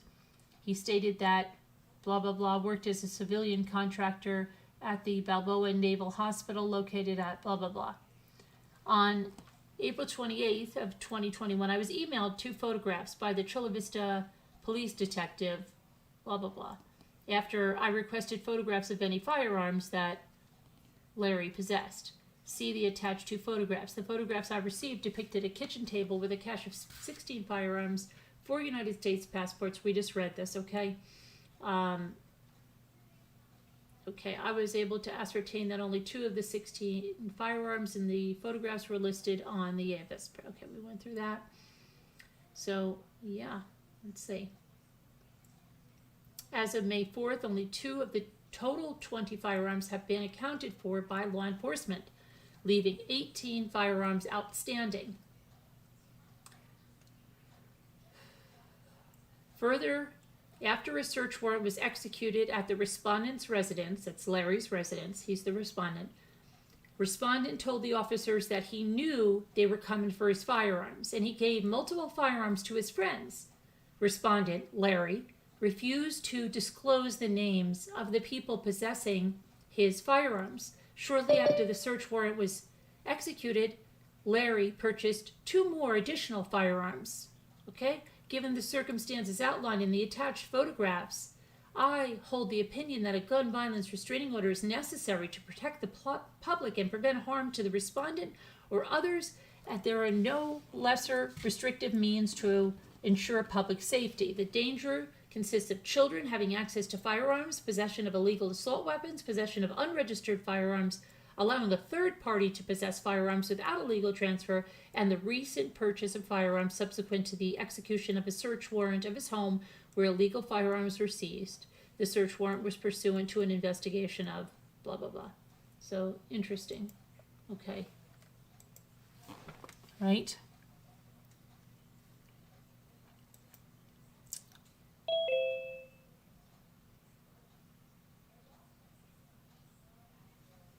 Hey there, wait a minute. What's that about? Okay, no, that's the same. Okay, I thought I missed something. Hey. Hey. What's up? Oh, just calling in. How come listening to the case? How come did you hear did you know about this case? I remember hearing about it like back Jeep Freedom my Days God, are here at Zareski. Oh my gosh, that thing keeps tripping up with an advertisement, scaring the crap out of me. You poor thing, that always happens. I know. Carolyn in her commercials. I don't know why it does that. I think it just plays out of nowhere. Oh boy. Yeah, I remember this in January. It just happened, right? Like this year, Yeah, right? I think we might have just touched on it, but then we never went into it, and I didn't know it was like this. I would have really been all over this. Yeah, right? Yeah, Yeah. and she has a twin sister, right? I don't Or think not? it's not a twin sister. I don't think it's a twin sister. No, No. it's a sister, but Mary Chris. Because I remember hearing about it, hearing it on another channel actually, where the sister called in and she was, giving information and was super worried, and the person whose channel she was on was trying to get her to basically say that, she was suspicious of the husband, but she wouldn't do it because she was afraid to. I don't know, because she was on Dr. Phil. Oh, she was? Yeah. Just recently though, right? No, I think maybe in April or March. Okay, yeah, see, this was back in January when it had just first happened that I was listening to it. I've been following for a while, but I think it's finally getting noticed because of them going on Dr. Phil. Yeah. But I believe that she said at the time to this other person that her sister was wanting to leave him. Oh, yes, they said that. She was filing for divorce the day she went missing. Not filing for divorce. She filed for the appointment for the attorney and had an appointment on Tuesday. And she was never heard from again after she filled out the form for the appointment. Ugh. And she waited because they were supposed to go away and take the kid that was turning 11, the daughter, on a trip to Big Bear Lake. But she was never seen or heard from again since Thursday, even though he said she was home on Friday because he heard her. But That's all a lie. Yeah, and she was saying her Allegedly. sister would never miss the birthday. Oh yeah, he said that too. He said it too. He said that's when she would never not just say, "Hi, how are you? Happy birthday." Right. You've been following very closely, Mary Rose? Okay, how did law enforcement find out about the appointment with the divorce? You haven't heard how? Because they knew, her family knew. She went to her family because she needed money because he locked her out of the accounts to get the lawyer in the first place. So they knew. And then their lawyer, that guy, Billy Little, then he spoke to the lawyer and confirmed she had an appointment on Tuesday. She didn't show up. She didn't cancel or anything. Wow. And so nothing else has been found. Well, now no. they just did a search. Well, they haven't said what's they won't say, Right. but they just did another search of the house. Right, yeah. And yeah, My and then did goodness. that camera stuff too. I think they'll be in arrest shortly. I do, after this other search, and I think they're just trying to set it up because they don't have a body. They've got to be really careful, and they've got to find evidence. Maybe they have the path of the bullet where if he shot all those bullets, you know. That's a lot of gunshots. I don't understand how he could do. The houses are so close to each other. How he did that there, I just don't even understand why. And I don't understand why a skilled a sharpshooter like himself wouldn't have a silencer and would have to shoot 8 times. Right. Yeah. Right? Wouldn't he just have to shoot her once? Yes. Why would he have to shoot her 8 times? That doesn't make sense. And there's such a space in between. Yeah, it does not make sense, those shots. And didn't the video have him taking her out of the house? Now I don't know. I haven't seen all this. I They- missed the one earlier tonight. they have the relative that took the freezer out, but then that other guy, Billy, photographed the freezer. But it's very possible she was taken out in the freezer, but he cleaned it up. He has everything in that freezer. Oh my goodness. Do you think that she was taken out in the freezer, you people that have been following this? Did they test And the Elma's freezer? the one that she lives close to here or somewhere in the area, right? Davita supposedly lives close to here, Alma was saying. Oh wow, really? Mm-hmm. You think he shot the door open? The video didn't show that, Mary? And what night were these gunshots? The night of the 7th, 9:57 or something p.m. So basically when she went missing? Yes, that night. Thanks, Sully. You think, I yes, wonder- absolutely, she was taken out in the freezer or stored in the freezer.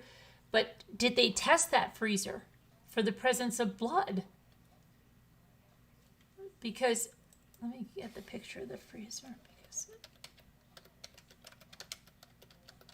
Did you see them on him on Dr. Phil? a Or little, the sister? yeah, a little bit of it. Yeah, I did.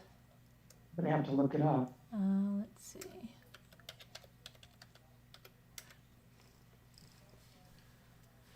Oh, let's see. So they just thanked Dr. Phil for getting it out there, and Nana Patty said that the kitty is in front of your face. Kitty's in front of my face. Yes, it Okay. is. All I right, can see. all right. I'll change. Okay, here's a picture of the freezer. An image, and this is the freezer. That lawyer that they hired went over and photographed that. Okay. Now they couldn't have filled it any higher with food, right? So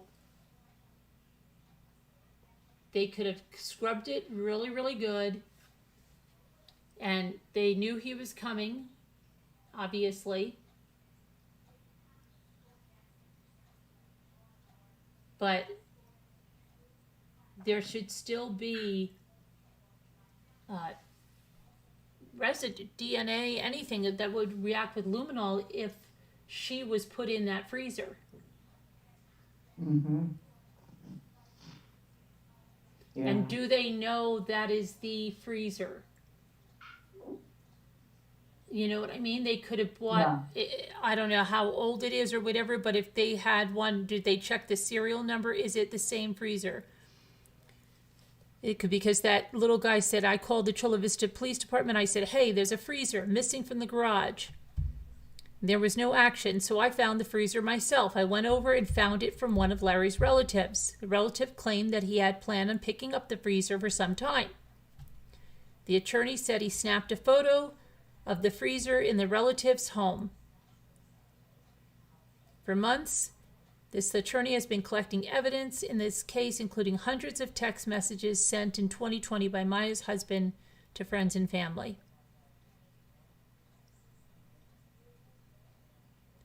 And I mean, this is another really strange thing that Larry sent, is this altar thing.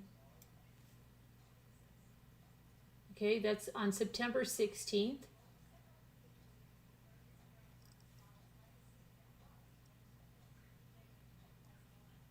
He started complaining to family members. He started by accusing his wife, Maya, of having an affair, going to a supervisor, insisting that coworkers be moved, and absolutely no evidence that an affair was going on. Some of the text messages included photos. One looks like an altar or a shrine with a photo of Maya and her husband surrounded by candles and what looks like blood droplets, but I think it's wax. Oh. He says it's blood, but it definitely looks like wax. Yeah, it looked like wax, but still. Yeah, and then he sent that adulterous text that we looked it up before. Other messages contain biblical quotes about adulterous women. Who did he send this to? He doesn't say who he sent that to. He just says that he sent it. That is very weird. Patricia says someone said he was into witchcraft. I don't know if that's been proven. I don't know who said that. A lot of people can say a lot of things. But Right. let's see.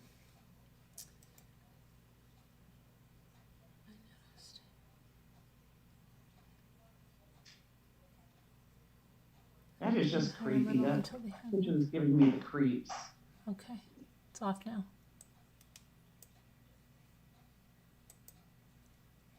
Let me take care of the cat. Put the cat over here. Okay, now the cat should be over there.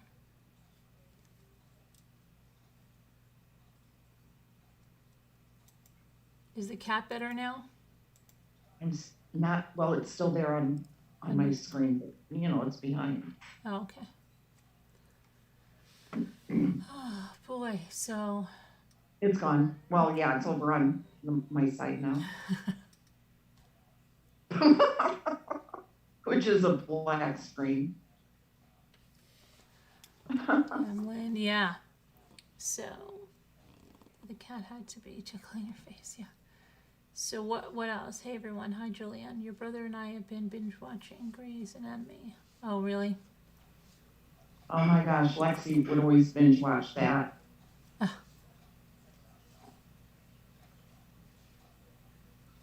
Grey's Anatomy. I'm not going anywhere. I'm just gonna get one of Lisa's disgusting yogurts because I'm starving. I have to finish these disgusting yogurts and I'm just hungry. I love how you always say that. Because they're absolutely disgusting. I can't believe you're eating them. Well, I don't want to waste them, but they're disgusting. What, Lex? What? Nothing. Okay. I don't know how Lisa and Gary eat these like they're so delicious. They do. They eat them like they're eating ice cream. Are you sure you Yes. have the right one? Positive. What about the flavors? Exactly, What the flavor do flavor, they the one flavor she says she can eat, which is the vanilla. And that's what you have? That's what I have. And it's horrendous. And I'm It's so horrendous. hungry. It is, but I'm so hungry. So they eat it like it's so good. I'm like, is that ice cream? No, they're eating yogurt. Mmm. It's so good.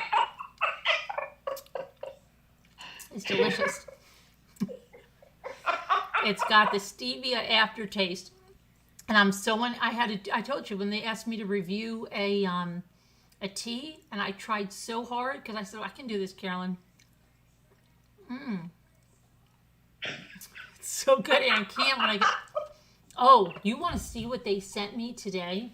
Hold on, I gotta get this. You're gonna die when you see this. We almost about lost our minds. Oh, okay. Where are you going? I have to go get it. Hold on. Hurry up. I'll be right there. Don't leave me. You know I get I'm scared. not leaving. Okay. Oh, this is so heavy. You're making Robbity Bob go get a chocolate pudding now. Yeah, that's what I felt like getting, but then I was good and had a yogurt. Okay, so here, my daughter got me that Mother's Day tea, and it was from the Harney and Sons Tea Company, right? Uh-huh. So, one of the PR companies I work with said to me, he gave me some companies and said, "Are you interested?" I said, "Oh, that's funny. Yeah, I'd like to work with Harney and Sons. My daughter just got me some tea from them." She goes, "Good. Well, we'll call and we'll send you some samples." Okay? Uh-huh. So this box comes today, and Jimmy says something like this: "You got some CBD stuff in there." I'm like, "What are you talking about?" Right? So they sent me a case of these things, okay? Now these are, I'll tell you what these are. Natural and Delicious Spark. Orange Mango. And it says 20 milligram CBD special blend. It says U.S. grown CBD hemp extract, sparkling elixir. The hemp division, blah, blah, blah, blah, blah. 12 fluid ounces. They sent me 12 cans of this. Is it sparkling water? Yeah. Oh, it is, isn't it? But it has freaking CBD in it. I'm not going to take this. No, CBD, that's not, that's just CBD. That's not the actual drug. It doesn't have the THC in it. That's just the CBD. That doesn't sound good to me. That doesn't. And then No, that's fine. they sent me 6 cans of this kind. This is tangy lime. I would try it. I mean, it might be relaxing. Oh even. gosh, I would be so freaking scared to take this stuff. I'd be like my daughter. I'd be in the hospital. Carolyn, it's just CBD. That's legal. You can buy that anywhere. Oh. It's not the actual drug. It doesn't have the THC that makes it, where you get a buzz off of it or anything. Well, I'll show you Not something. marijuana. It's not, hemp CBD is not marijuana CBD, says D. Finite. Yeah, and she's right. Hi, Lisa H. And the only thing that I am going to try from them, I told the organic Rubios, Try. try. What?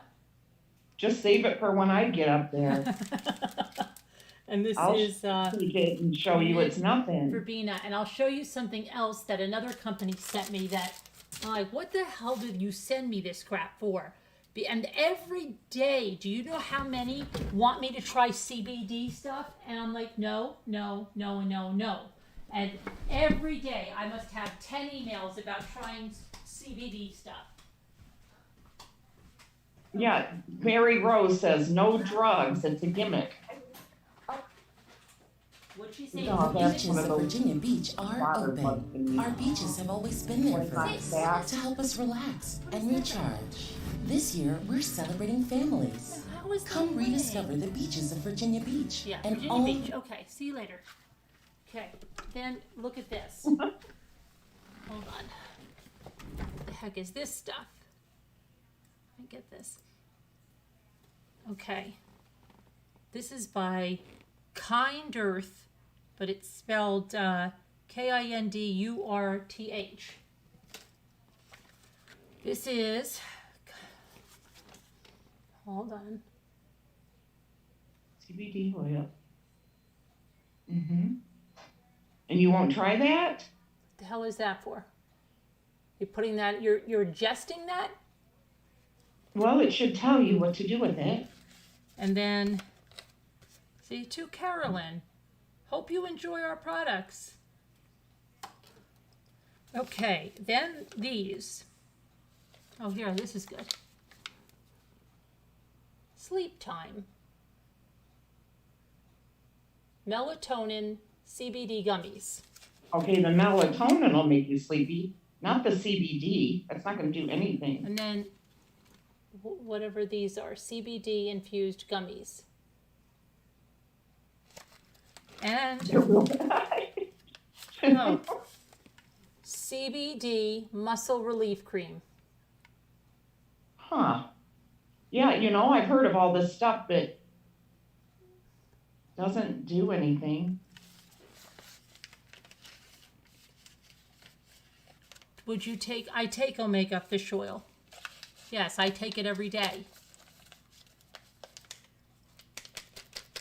But anyway, how did we even get on that? Okay, so back to this case.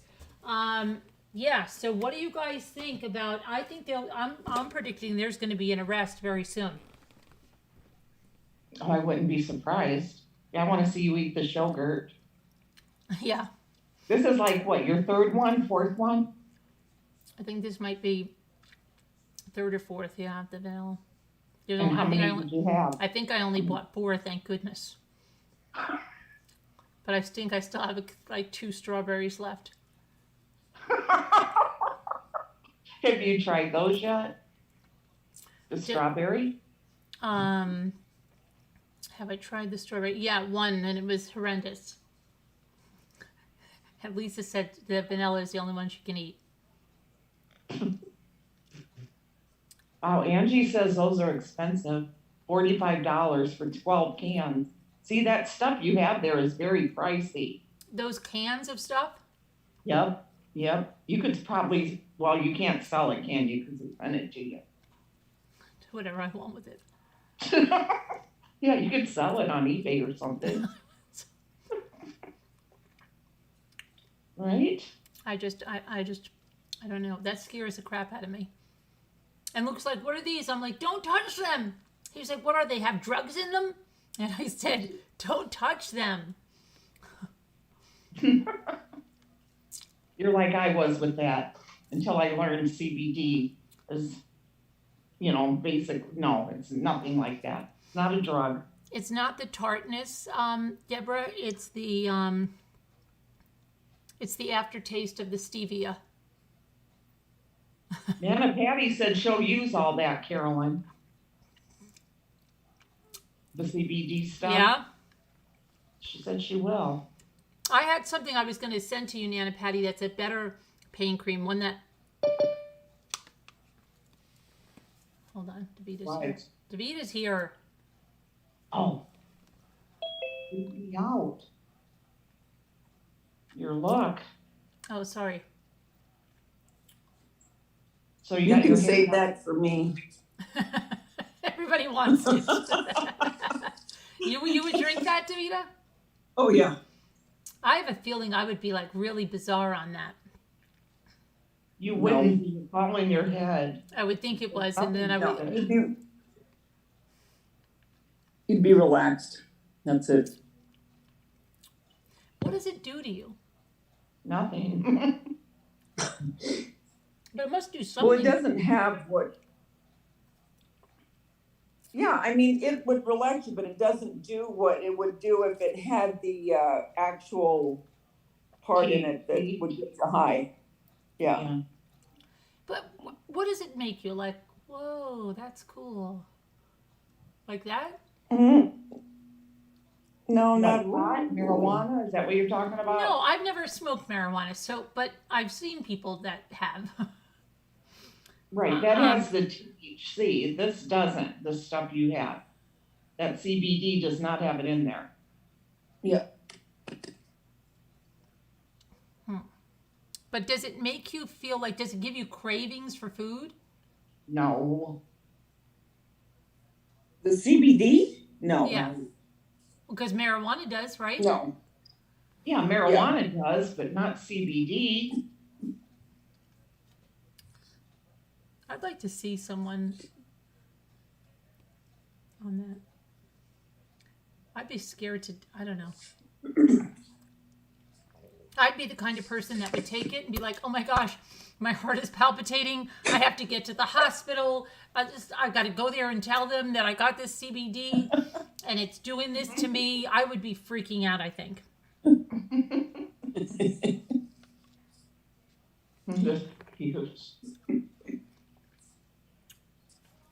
If you want that stuff, I mean, I'll say yes to everything now and send it to you because every freaking day they want me to test this stuff out.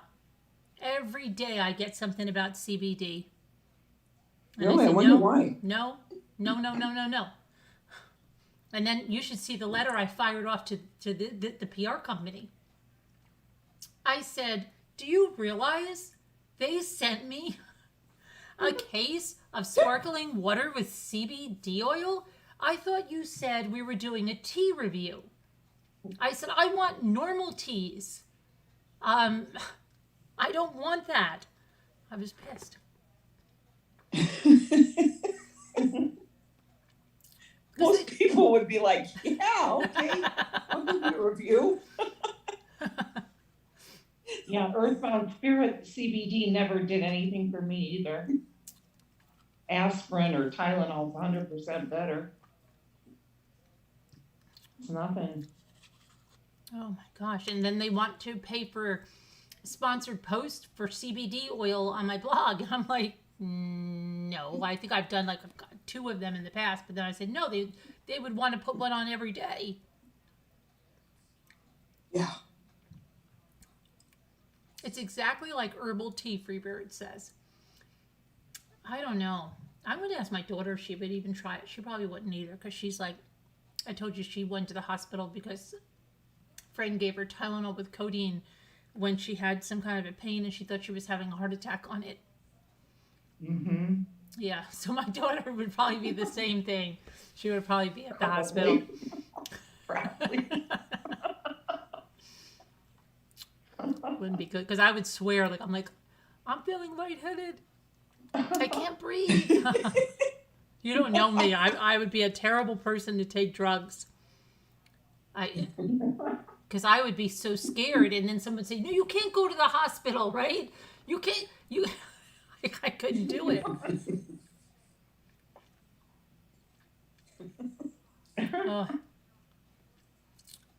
Javita, you don't have your picture up tonight. I'm on the phone because my iPad wouldn't let me go on. It was saying that there was something with the connection. So I tried my phone and my phone works, but my iPad didn't to get on. Oh, okay. Let's try it. How was the doctor? Oh, yeah. Oh, yeah, it was just the nurse practitioner, a guy, because my doctor, you know, like I said, she's on maternity leave. So I still have to get my blood work, but he went ahead and refilled everything anyway. Oh, you didn't get it? You didn't get your blood work done? No, you still have to. Why don't they do it right there? Yes, I wanted to get it done right there. But one of the tests, because I was get it done, you know, right then. And one of the tests, though, he said you need to fast. But Yeah. I thought you went early in the morning. Well, it wasn't. Was that It was early in the ugly morning? for me. I know, 1 in the afternoon. I hadn't eaten, but Did you know, tell I them that? had, huh? You should have told them you hadn't eaten. Yeah, I told him, but I had coffee, Oh, and it had, cream in it. oh, It was a large one, yeah. and you can have 1 cup of coffee and black. I would have had them did it just to get the thyroid, because the thyroid doesn't have to be fasting. Yes, I know, right. Yeah, I would have just said, just take it for the thyroid. I'll come back for the fasting one. Right. I really liked him. He's nice. Of course, I have to get my mammogram and go to my oncologist and get my blood work. Maybe they can do it right there too for my oncologist. Did you schedule all that? They can if I call my oncologist, and that's what I'll do. Thanks for even mentioning that, because now, yes, I can do that at the same time. They'll send the orders. Uh-huh. So I can get it all done at once, because I've done that before. It's just easier doing it that way. Oh, definitely. Oh my gosh. Are you eating that yogurt? I'm eating that you don't terrible like? yogurt. Yeah, I'm going to finish. I'm determined to finish it. I don't know how Lisa buys this again and thinks like, can't wait to have some of that.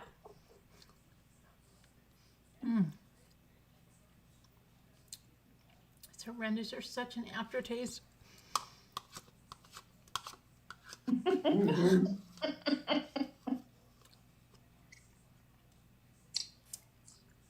It does leave an aftertaste. Oh, look at Lisa. She ate Good McDonald's girl. chicken McNuggets, fries, and a Coke before her blood test. I forgot to tell you all, my blood test came out good. Really? Oh my gosh, but That's wonderful. that's crazy.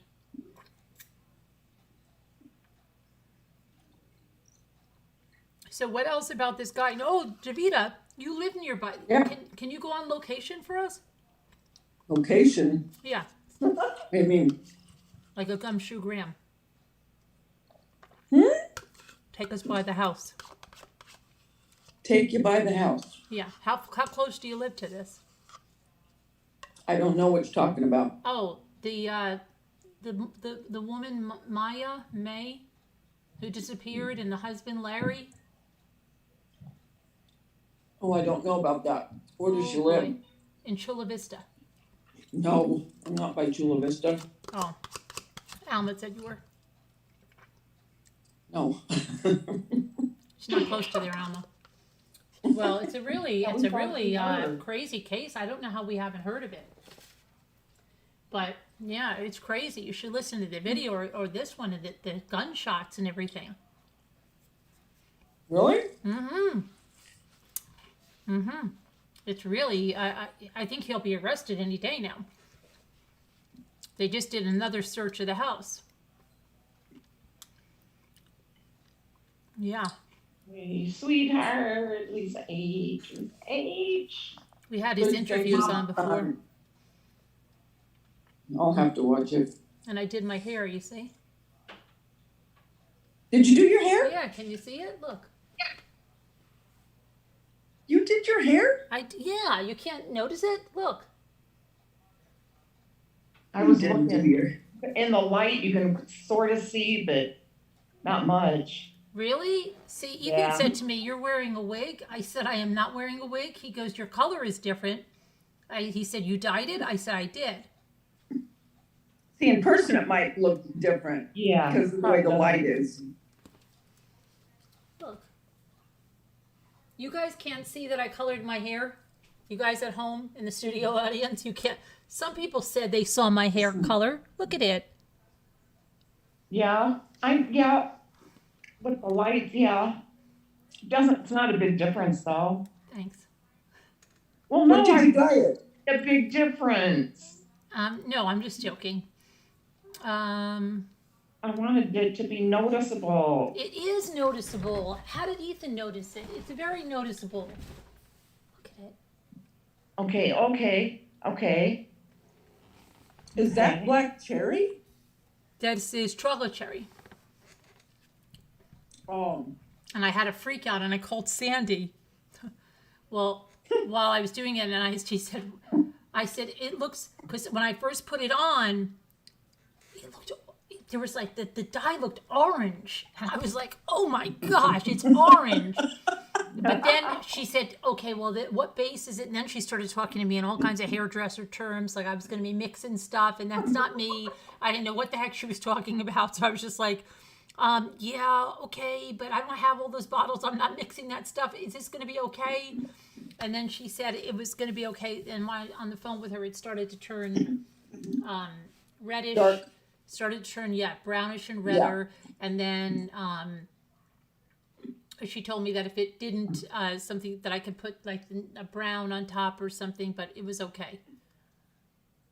I bet you could see it when you go in the sun. Yeah, I bet. I mean, it's very, you can definitely see. I feel like you didn't see the. Well, go outside tomorrow and take a mirror with you and take your camera. Okay. So we can see it in the sun, because you'll be able to see it probably more in the sun. All right. You have, what do you have? Contagious? Thyroid disease would not be the strangest thing I've told a doctor. Scooter and Davida need their eyes checked. Well, I do need my eyes checked, actually. Oh, she's talking about my hair. You can see it. It is, I can see it so much. It looks the same, just darker. Angie said it's really not. It's redder. It's much redder. Well, whatever it is, I mean, it looks good. Close to your roots is warmer. Thanks. Okay, so anyway, that's I don't know if Lisa did hers. Trisha's getting angry. Are you kidding, guys? Her hair is totally different. Come on. She's getting feisty in there.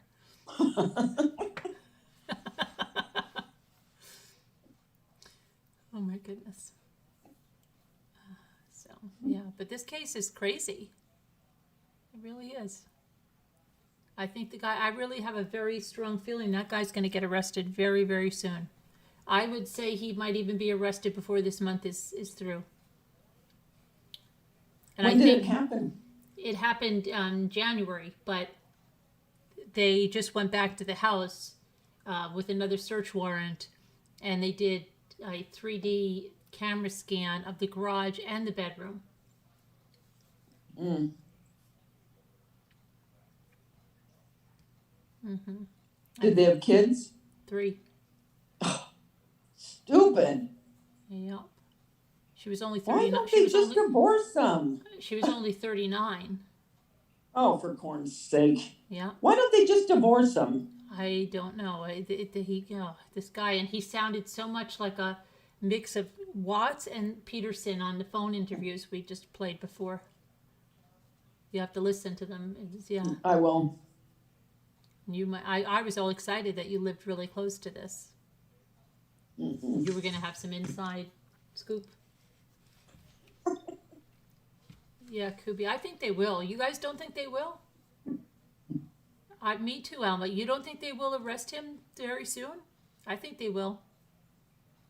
They do that to recreate. Yeah, they're going to recreate the crime scene. I think they're going to show the path of the bullets and stuff. I think that's what that guy was saying.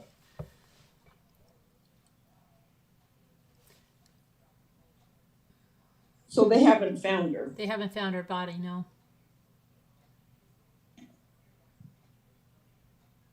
I think they're just trying to get the blood evidence and get a theory in there of how it happened and what he did. Right. Yes, and I only feel. She was really dreadful. If you've been sweating. Oh. He patched up the wall, yeah. He claimed I know. But that lawyer said it really wasn't at a level that she would have punched that. And it was damp to the touch. I'm just looking at where Chula Vista is. You know who would be close to this? Who? Is Danny. Oh, yeah? Yeah. Danny, come back here and tell us about this. Just lots of little shots at Shanann, just like Larry. Yeah, Larry did it even worse, though. Sensible crime. Larry was just, oh, she might have went here, she might have went there, and she, she goes out and she's drinking, and she just wants to be left alone. I don't need my space, but she does.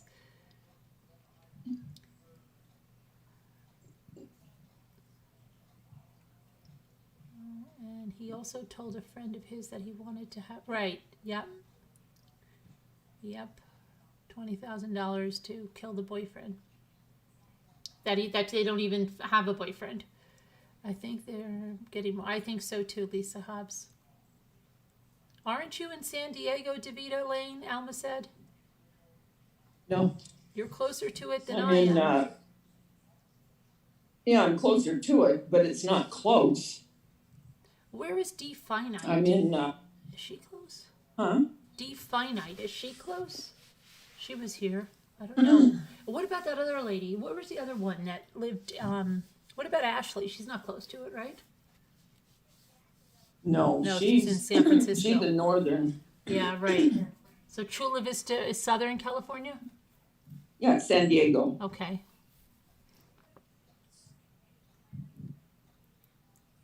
So Vita's probably like, I'm not close. How far is it? 15 minutes. No. It's not 15 minutes. No? Okay. Some people say that, and for me, that's like such a joke because I have to go like a half an hour just to get to a Walmart, and they'll go, no, that's pretty far for me. That's like 20 minutes. I'm like, okay. 20 minutes is really far. I consider like 30 minutes is close. 45 minutes is pretty close. An hour's just close. An hour and 15 minutes is, it's just a little bit, it's pretty close. It's not too far away. It's good enough. Yeah, but then 2 hours is like doable. It's not that bad. But some people, an hour, you go for an hour to go shopping. Are you out of your mind? But yeah, I don't know. I'm so used to it. Hi, Bunny, darling. He was definitely insinuating that she was on purpose. Yeah, vanishing. Yeah, that he said she stepped it up a notch or kicked it up a notch. An hour's close. Yeah, Robin Lane, after you get used to it, yeah, it is close because you know what I mean by close. Like it's just normal. It's okay. You're not going to say, oh, I'm not going shopping there. It's an hour. I don't know. It's the way it is up here. Yeah, we are spoiled. That's for sure. Well, my brother will say, like, you could spend, like down where they still live, where I used to live, get on the highway, and it could take you an hour to go just something that should take 15 minutes because there's so many people there and so much traffic. So yep. He said, I'd rather be flying along the highway rather than sitting in traffic for an hour. So, right. I don't know. When I watch you drive, Carolyn, I think I would need to pack a bag. Your daughter drove 2 hours for a smoothie. That must have been some smoothie.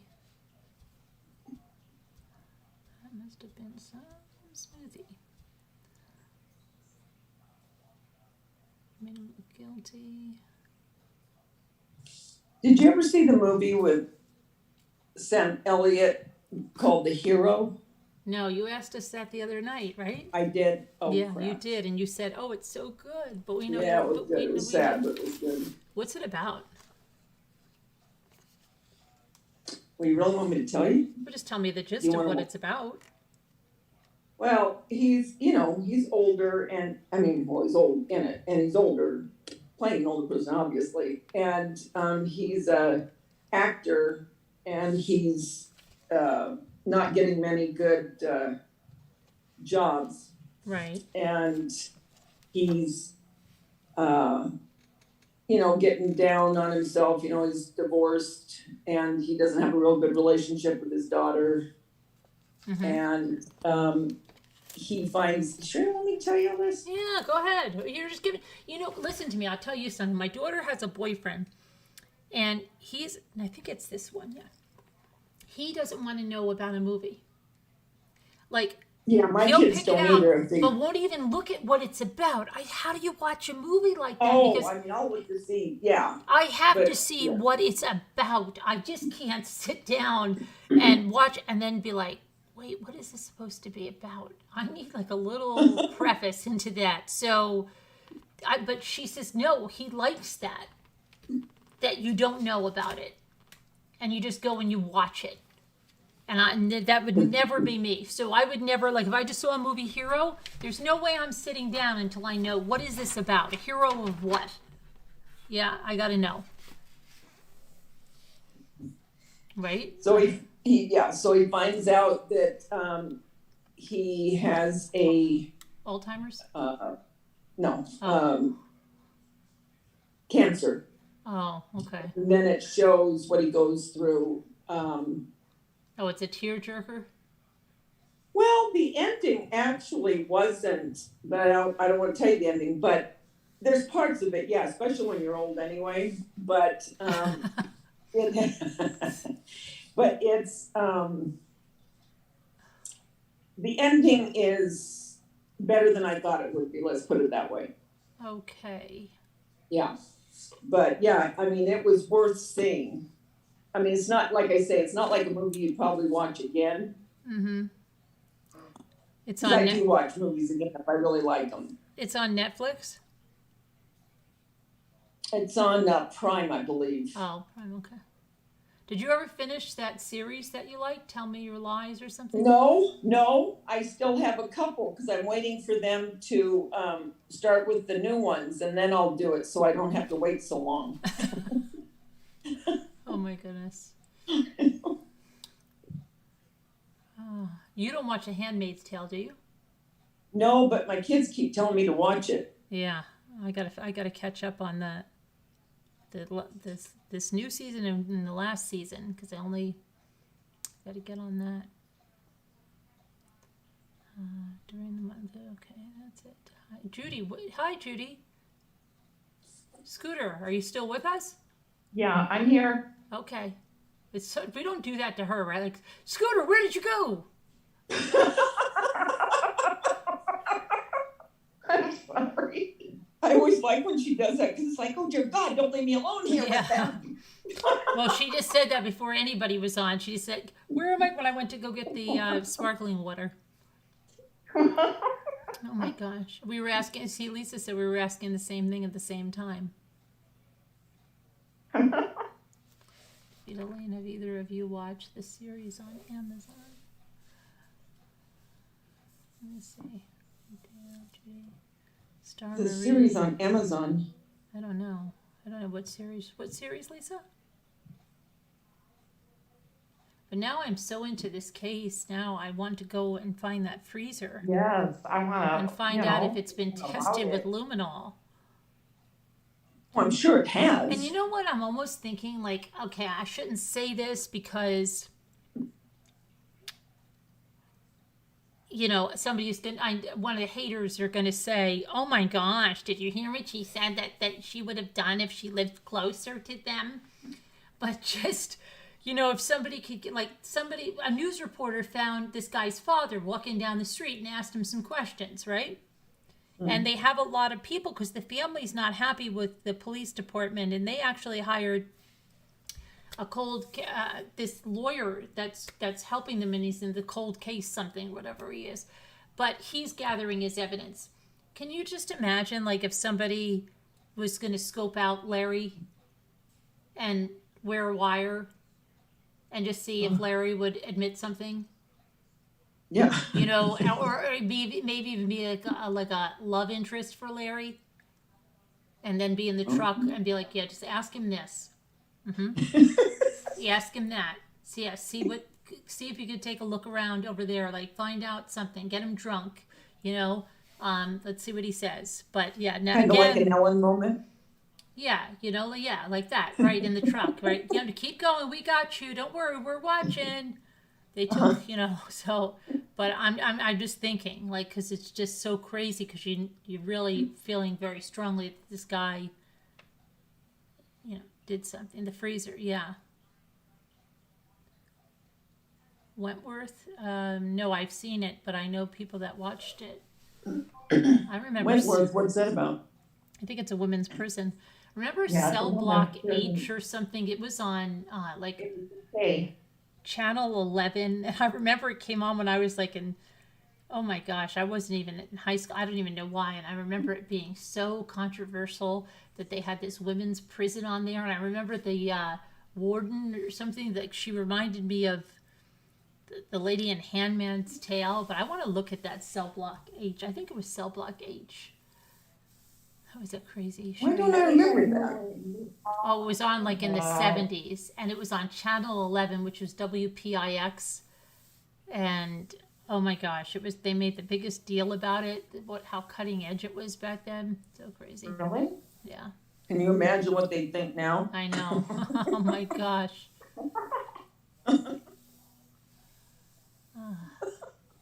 But Lucy again, couldn't even say she was pregnant. right, I know, and it was filmed in such a weird way. Like it felt like just like a video, like a regular video camera, the way it was filmed, and it was just weird. No, he's not. He's not Mexican. Are you talking about Larry? I think he's. Isn't he Asian? Oh, it's Australian, Matt Wentworth. Oh, I think he's okay. Asian, Patricia.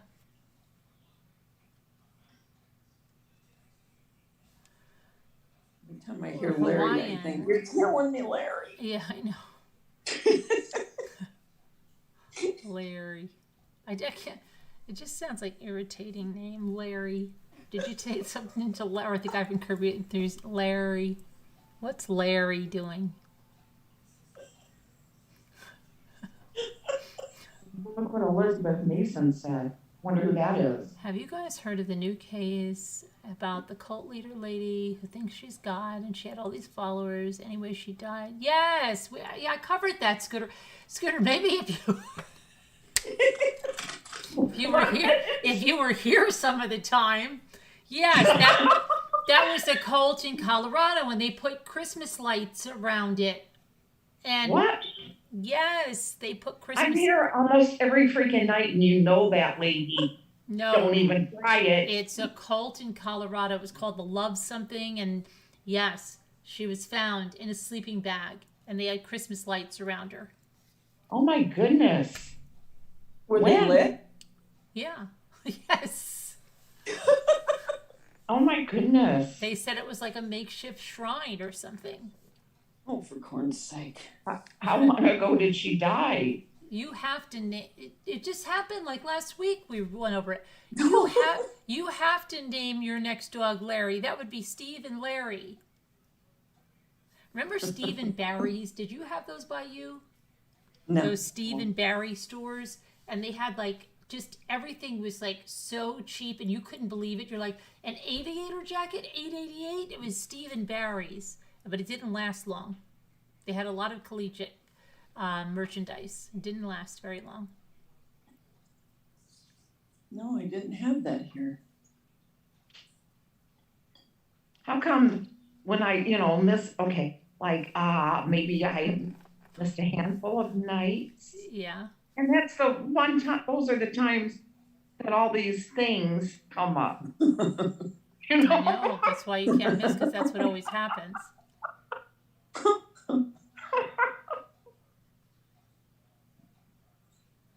Mm-hmm. Was well lit. What did they do then with her after they lit her up? They just left her. She was mummified in the sleeping bag with the lights on her, and they had like a shrine around her. How old was she? About? I don't know how old she was. I think we went over it in the thing, but yeah, it was.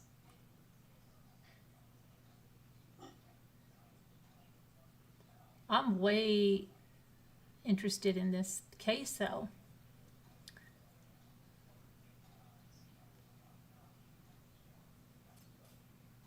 Lisa H. Born innocent. Mandy McCracken. Mandy McCracken. McCracken Chicken. I haven't seen her in so long. Hi, Mandy. Hi, Mandy. Mandy McCracken? That's cute. She must have been dead about a month, the authorities said, Mandy said. Hey, Mandy, good to see you. This is trivia. What does Mandy McCracken's name remind Carolyn of?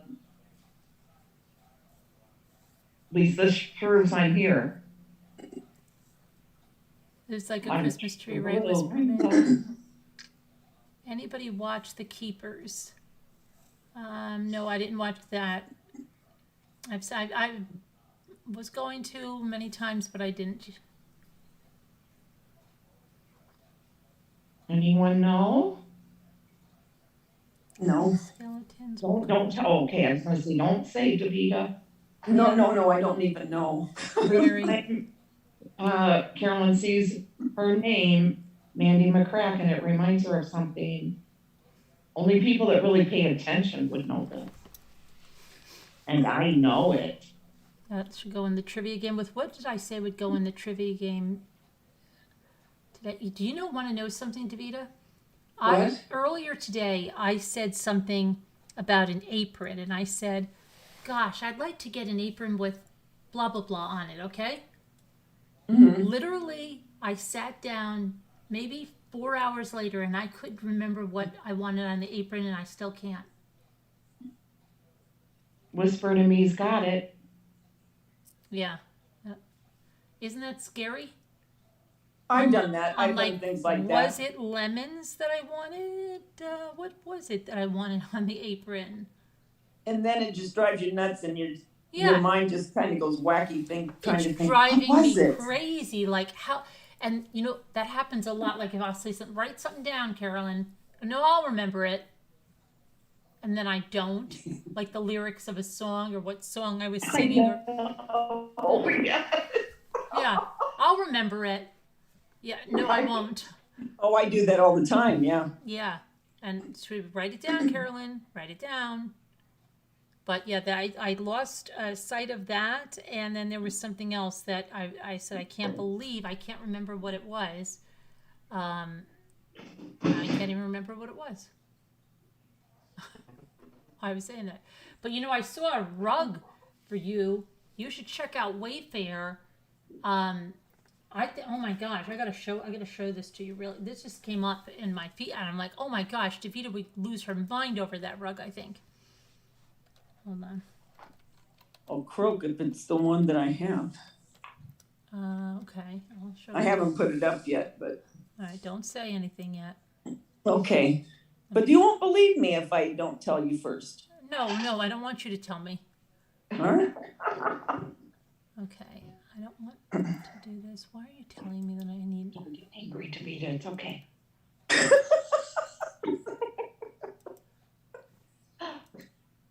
I just got your text. She isn't really that annoying tonight.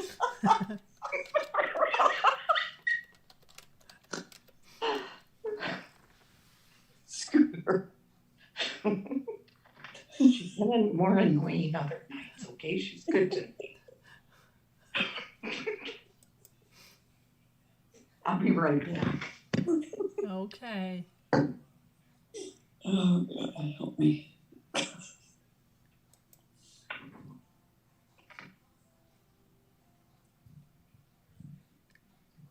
Okay, let's see. Hold on.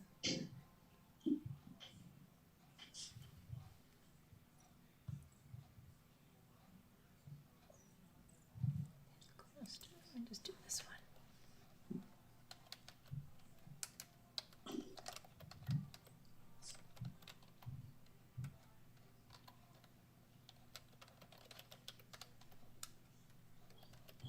Okay, let's see.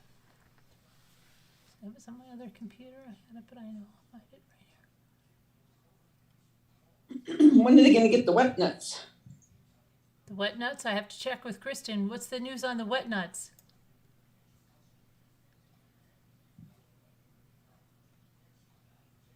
Let's see here. Now I feel like wet nuts.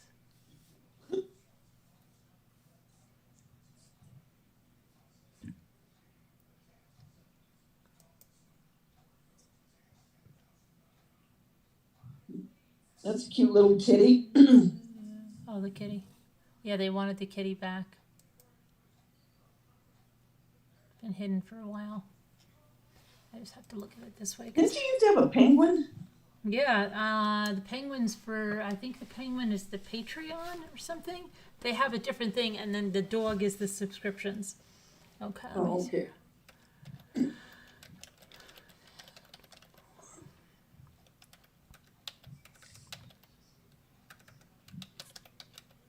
Okay, let me just try this way. This is otherwise. Here it is. See, I know it's just easy to do it. Oh, no, that's not the. Yeah, it's the same one as Wayfair, but that's not the. Hold on. Here it is. Is that Wayfair? No, not that one. It'll take a minute. Hold on.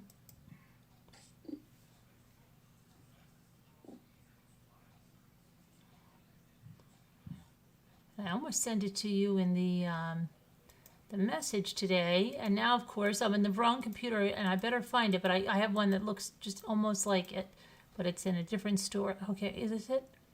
And you don't want me to say Okay. at all what? It's just like this one, but Wayfair has it on sale, okay? I'm going to show it to you. It's very similar to this one right there.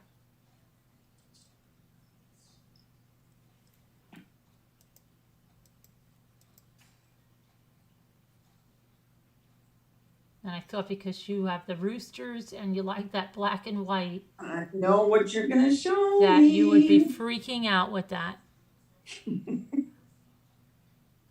Yes, I have. It almost looks identical to that. Yeah. I knew that's what you were going to show me. Yeah. It's not exactly like that, but it's got the, the black and white in the middle and then the chickens on the four corners. Yeah. Yes, I love this.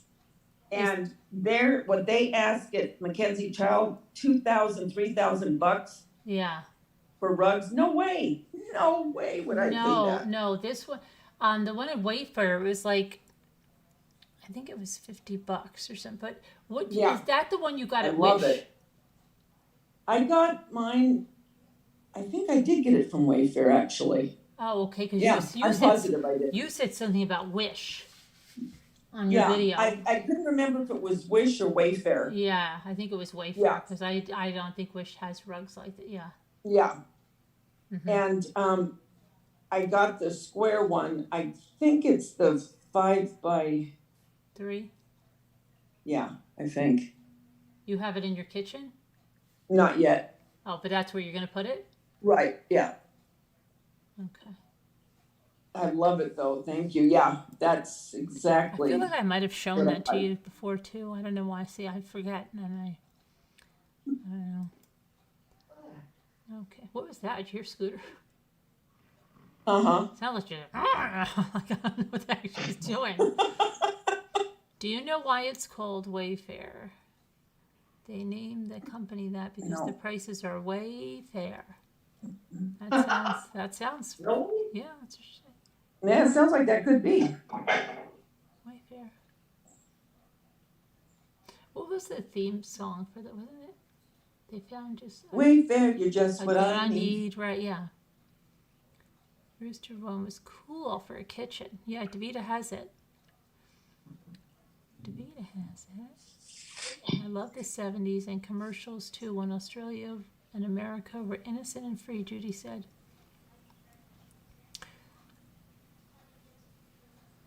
Oh, wow. But now I'm really interested in this freezer now, if they luminoled it. And if it is indeed the same freezer. So they think she was in the freezer? Well, no. Well, the freezer was missing from the house, okay? And it just so happens that Larry's relative picked up that freezer and brought it to his house on the 9th, okay? Now, they believe she was probably killed on the, well, not killed, okay. Gunshots were heard the night of the 7th, and that's the last time that anybody heard from her. So, did he put her in the freezer, and did his relative get her out of the house in that freezer? Yeah. Okay. And, yeah, his family might have bought another one. That's what I'm thinking, Mimi. That's what I'm thinking. Do we know that's the same freaking freezer? And if it is a chest freezer like that, they could have bought one, depending on where they bought it, identical. But did they check the serial numbers? Did they check receipts?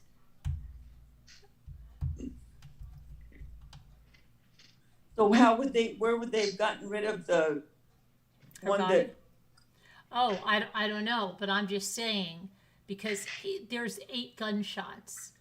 So you have to figure there's a lot of blood somewhere. right.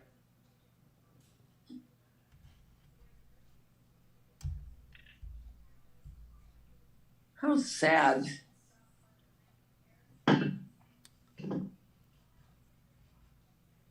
I mean, don't these idiots think about the kids at all? What they're gonna do to them? They don't. Yes, Judy, that's the case, yes. Freezer switcheroo, right? Yeah. That's what I'm saying. Did this lawyer check serial numbers? Did anybody check it for luminol? You know, did luminol it to check for blood?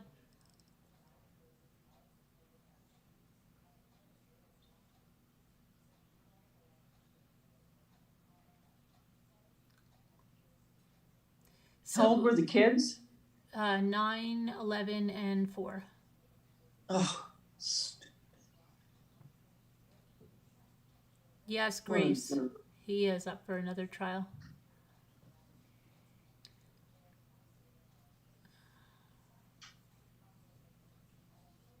You know, the Duggar trial starts in July. I saw that last night. oh, I really? saw that too, Carolyn. Yeah, it's fast, isn't it? Beginning of July? Yeah. They were I saying think it maybe. is. Yeah, I think it is. The beginning, or it's not the beginning, or Like July 17th or something. yeah, okay, maybe it is the 7th. All right, yeah, okay. Yeah. It tells halfway up the app. Surprised that's really fast, isn't it? Yeah. Well, you know what? They've been casing him for so long, and I'm sure they've got a lot of info that they already have, to prosecute him. Mm-hmm. I don't know that it's going to be that long of a trial. Yeah, and then Molly Tibbetts, that's starting on Monday, the jury selection. And so the trial could start as early as Wednesday. It's like boom, boom, boom, all these trials. Yes, yeah, but that's how it used to be. And it used to be that I was like, if we could just get a break from these trials, and then we got such a break, it was ridiculous. And now it's like they're bam, and they're going so fast. Yeah, that's what I was going to say. And I was watching a little bit of that cop that planted drugs on people in Florida. Wow, and then Jimmy got involved in it. And Jimmy's like, I know what that guy did. And he was like really involved. Did you watch any of that, Scooter? I started to the first day, and then I don't know, I wasn't into it. Yeah, but today he was on the stand. Oh, really? Yeah, and he's like whistling Christmas carols as he's like, Oh. yeah, and then, On the stand, he's whistling? no, in like his police cam, and Jimmy's like, this guy sounds like he's nuts. Whistling, it's July or something, and he's whistling Christmas carols.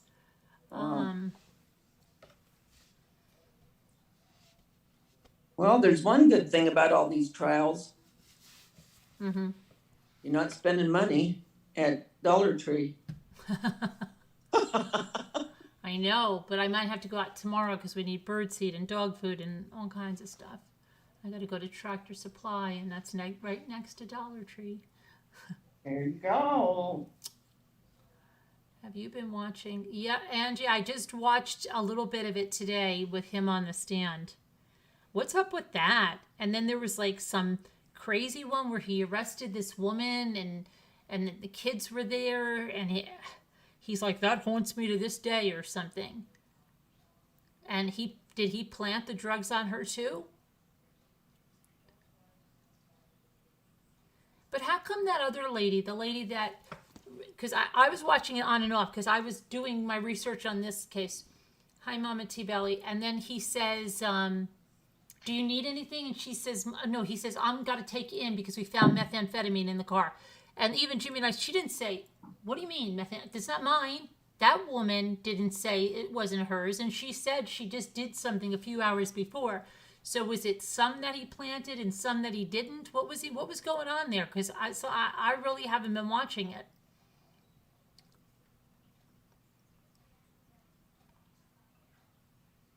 Oh, thanks, Judy. Love you too.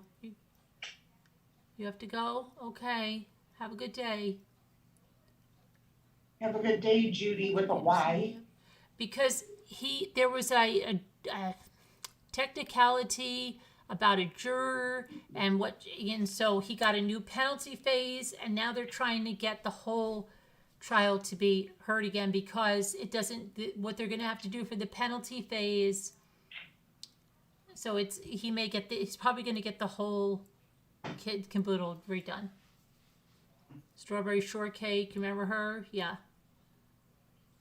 You bought birdseed and no salt shelled peanuts for the squirrels, chipmunks, and the blue jays. Oh my gosh, there's so many blue jays down here. They like peanuts?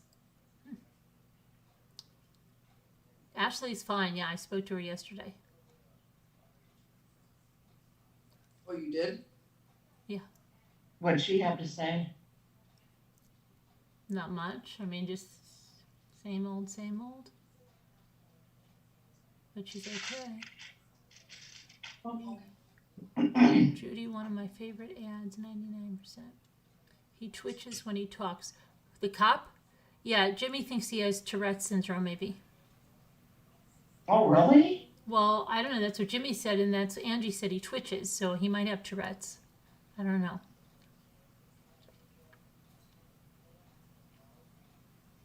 Kind of reminds me of What About Bob? Mm-hmm. T-belly. He was Nasty. Well,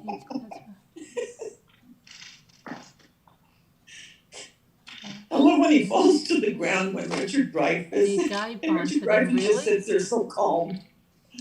I didn't know that. I'll have to see that. They're dive bomb for the sunflower seeds and stuff, I know. But there's so many of them. There's like 20, 30, 40, so many this year. Have you found there's more this year, Lisa? I am getting a new bathroom fitted and new triple glazing for all the windows. Oh, that's nice.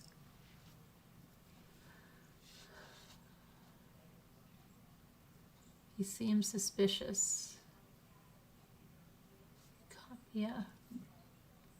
Yeah, he does. Like, it's so weird, like, that he just pulls her over for, like, a tail light, and it's this older lady, and he's like, next thing you know, she's out getting drug-sniffing dogs around the car. That's weird. Yeah. His dad thinks he was framed. Wait, who, Angie, who are we talking about now? You're talking about Scott Peterson, Angie? Who are you talking about? Your flying squirrels are back, really? How do they follow you around at night, Lisa? Listen to me, because they only come out at night. The lean and hungry type. No, really. Lisa, you don't see the flying squirrels in the daytime, right? They only come out at night. You go out at night? You should take video of them, Lisa. I know. You should definitely take video of them. Do they fly on you? No. I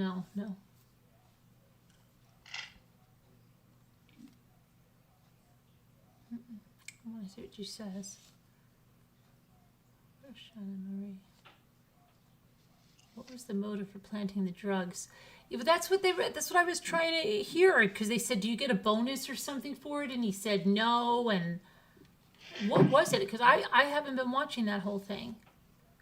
That's what I was just wondering. Yeah, I didn't understand at all. And some of the people have drug issues because they didn't even fight it. They're like, oh yeah, well, I got high on this stuff, but I don't know. No, they're not like ours. Oh, I don't know. I'm talking about Lisa. See what she says. But I am going to keep going into this case. It's crazy when you hear the gunshots. Yes. I don't know how the heck he could do that with the houses being on top of him. for Lisa. Oh, yes, at night. You should hear them. They are so darn cute. Oh my gosh. Well, look, if you ever see an abandoned baby, Lisa. Yes. Oh yeah, you want one, don't you, Scooter? The officer. I wouldn't mind one, but with the cat, Why did I think you wanted one? Oh, She they're did. so darn cute. You couldn't help but want one. Right, but I thought I love Manly and the Fairy right when away. you got I'm just Rocky, gonna you get got, something. Hold on. She wanted one when she got Rocky. yeah. Oh, definitely. She just wanted to taunt me with it, like I'm taking him back. That was Caroline Connor, though, that did that. Yeah, I know, right? Wow, that was all her doing. How is Caroline Connor? How is she? Mm-hmm. As far as I know, she's well, doing fine. I hear from her every now and then. Oh.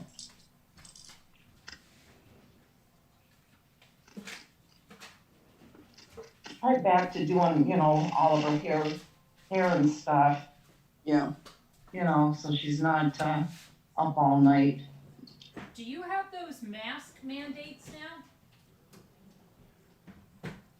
What? Mm. I'll be right there. Hold on. I'll be right there. Hurry back. I'm coming. I'm just getting something. I'm hungry. I had pastina tonight. She's scared. She's scared. I had pastina tonight. That's what I had to eat, pastina. Okay, and I'm Oh, did hungry. you? Yeah, I had pastina. We all had pastina. Was it good? Mm-hmm. It was funny because I had made it for Ethan. We all ended up eating it. And Jimmy's like, "Are you gonna finish that?" I'm like, everybody liked it. And it was crazy because we haven't had it in a long time. And then we were all eating it. Okay. Anyway, the mask mandates. The CDC is saying that if you're fully vaccinated, you don't have to wear them. The stores are saying you have to wear them. I'll tell you the truth. I want to wear mine. Really? Mm-hmm. It's a germaphobe's dream. Yeah, we found out yesterday that you don't have to if you're fully vaccinated. Right. The CDC says it, but now, and I think in New York and California, they're saying no. The Home Depot says you're required to wear a mask. Yep. They don't care. Yep. So does Target. So, Trader Joe's is letting it go if you're fully vaccinated. Walmart is letting it go if you're fully vaccinated. And so now there's a big rift. Yeah, but why do people have to wear them if they are vaccinated? Right. The CDC is saying no, but then other people are saying, how do you know the person ahead of you is fully vaccinated unless you... Who determines if you're fully vaccinated? Right. Well, how do they even know if you are fully vaccinated if you don't carry a card? That's what I mean. So I don't know. Is it the honor system? Or you have your card with you, and if they question you, you pull it out. That's creepy. I'll keep wearing my mask. I'm serious. I enjoy wearing my mask. Do you really? Yes. I hate it. Yes. I don't like it either. And haven't I you hate noticed it that so your bad. family's hasn't had colds or anything with the Yeah. masks? My family has had colds. Oh, really? Yeah, all of them had colds. Oh, really? Yeah. Do they do they wear their masks when they go outside? Oh yeah, all the time. And Lexi had that weird sickness, remember? Yeah. And she's always been, how do you say it, fastidious about wearing her mask. Been very good about it. I remember someone telling me, oh, no one should even get a cold, that they're following the regulations. And this person was like really somebody that... No, you're still going to get a cold, no matter what. Well, I like wearing a mask and rubber gloves. Look, Lisa H. You wear rubber gloves too? Not me. Lisa H. I don't wear the rubber gloves. I actually feel dirtier with the rubber gloves on. Yeah. I do. I'd rather have my hands that I sanitize or wipe them off with than have gloves, because you're touching, you're not realizing how dirty your hands are. I think it's... Right. I don't like it. And I don't like people wearing them either because they'll wear them and they won't, it's worse. The cashiers and stuff, it's worse. I'd rather have them sanitized after yeah. But the masks, I like. The gloves, one of the checkers that I used to work with, and it drove me nuts, she wore gloves, but the plastic ones, like you would wear if you were dyeing your hair or something. I mean, that cling to you. Yeah. And those things were so filthy, I know. dirty. Because keep in mind, she's touching money and then she's touching people's foods. Yep.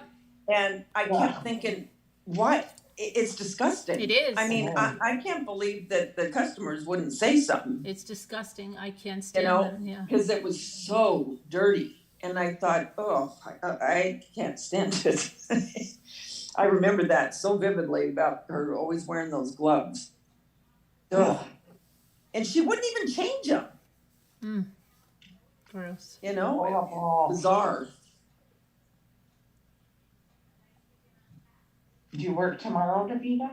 Yeah, I open actually. I'll have to leave pretty soon. Yeah, I gotta get up at 5.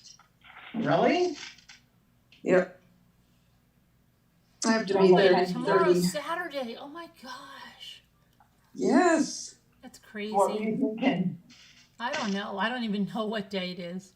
It's hard to keep track anymore, isn't it? I don't know what I was thinking. I know.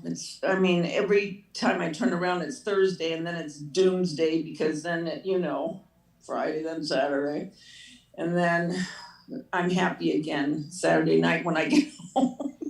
Because I have a few days in between. What time will you get off tomorrow since you're opening?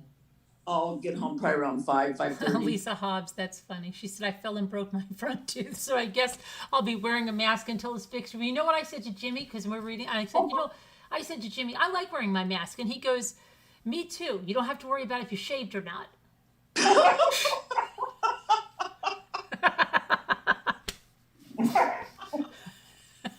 So, yeah, he's enjoying it too. Because so many times he'd go, I gotta go shave. Now I guess you could just, pop right on out whether you're shaved or not.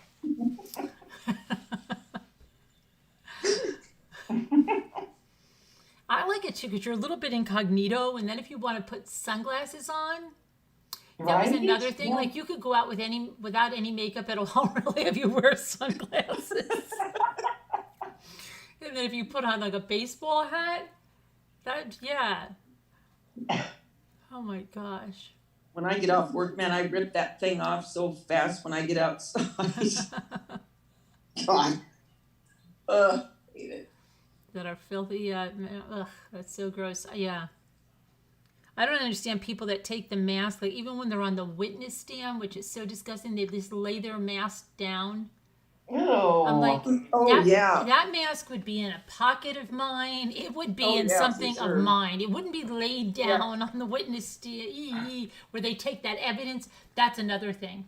Oh my gosh. If I ever had to get on a stand after somebody was like handling the bloody evidence, I don't even know how those people do that. Truthfully, they don't even wear a hazmat suit. And the lady is like, here's the blanket that, all she has is little gloves on, okay? Yeah. Here's the blanket that was covered in, could you hold that out? Yeah. And you see it touching her arms.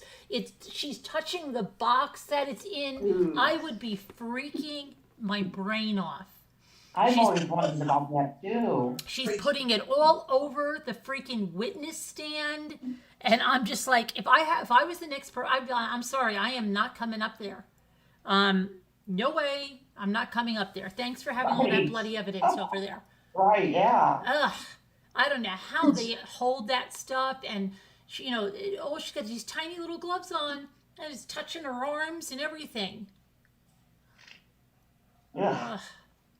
Grace Stewart says, I live 20 minutes from Vegas Strip. It was packed tonight. Lots of non-masked people. No thanks, I'll wear mine. Plus, the mask hides my wrinkles.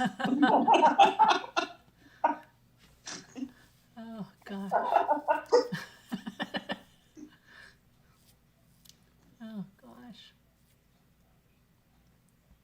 I don't know. Sometimes it's nice, especially if you don't want to be like, you don't want to stop and chat with a bunch of people. You can have a mask on, glasses, baseball hat, or some kind of hat, and just like flying in and out. You know, Carolyn? Mm-hmm. Carolyn? Mm-mm. It's like, you know. You got the wrong You got the wrong person, lady. Oh my gosh.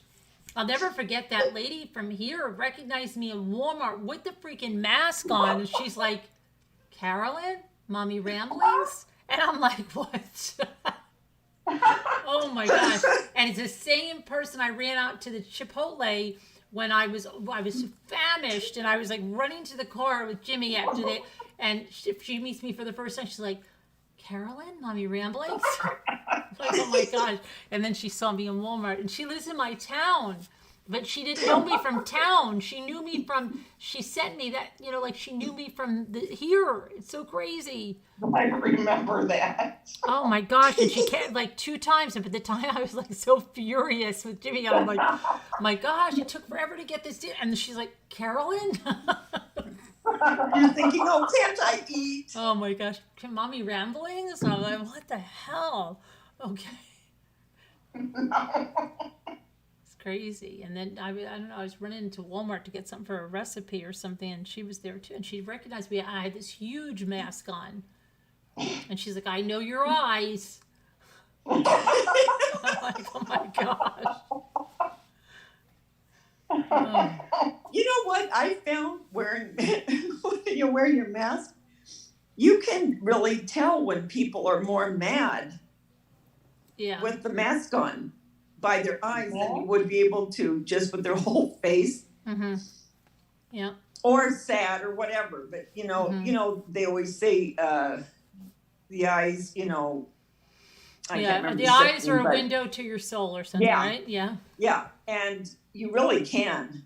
And I know they can tell with me for sure. Mm-hmm. But you can tell if someone is, you know, mad or happy or sad or whatever. Yeah. Yeah. Larry David about the stop and chat. Yes, that's funny. The stop and chat, right? I know, the stop and chat. I'll never forget one day, Ray and I were driving from my father's house. I think it was after my mother died or something, and I had like a lasagna pan, but it wasn't lasagna. We made something, and it might have been zucchini parmesan or something. And so he was driving, and we were just going around the lake, and I had I was holding this thing while he was driving, and there was our neighbor, and she was like, you know, and I was like, I had the lasagna, so then I said to Ray, I said, oh my gosh, because he loved that show too. I said, this is going to be like, they're going to say, you can't wave? And I'm going to say, I was holding a lasagna. I waved with my head because that was such a Larry David moment. And they'd be like, and every time you'd see them, they go, you can't wave? I did with my head. You didn't see me. You can't pick up your arm. You're holding a lasagna. It takes 2 hands. Come on. Right? I thought, oh my gosh, this is going to be that.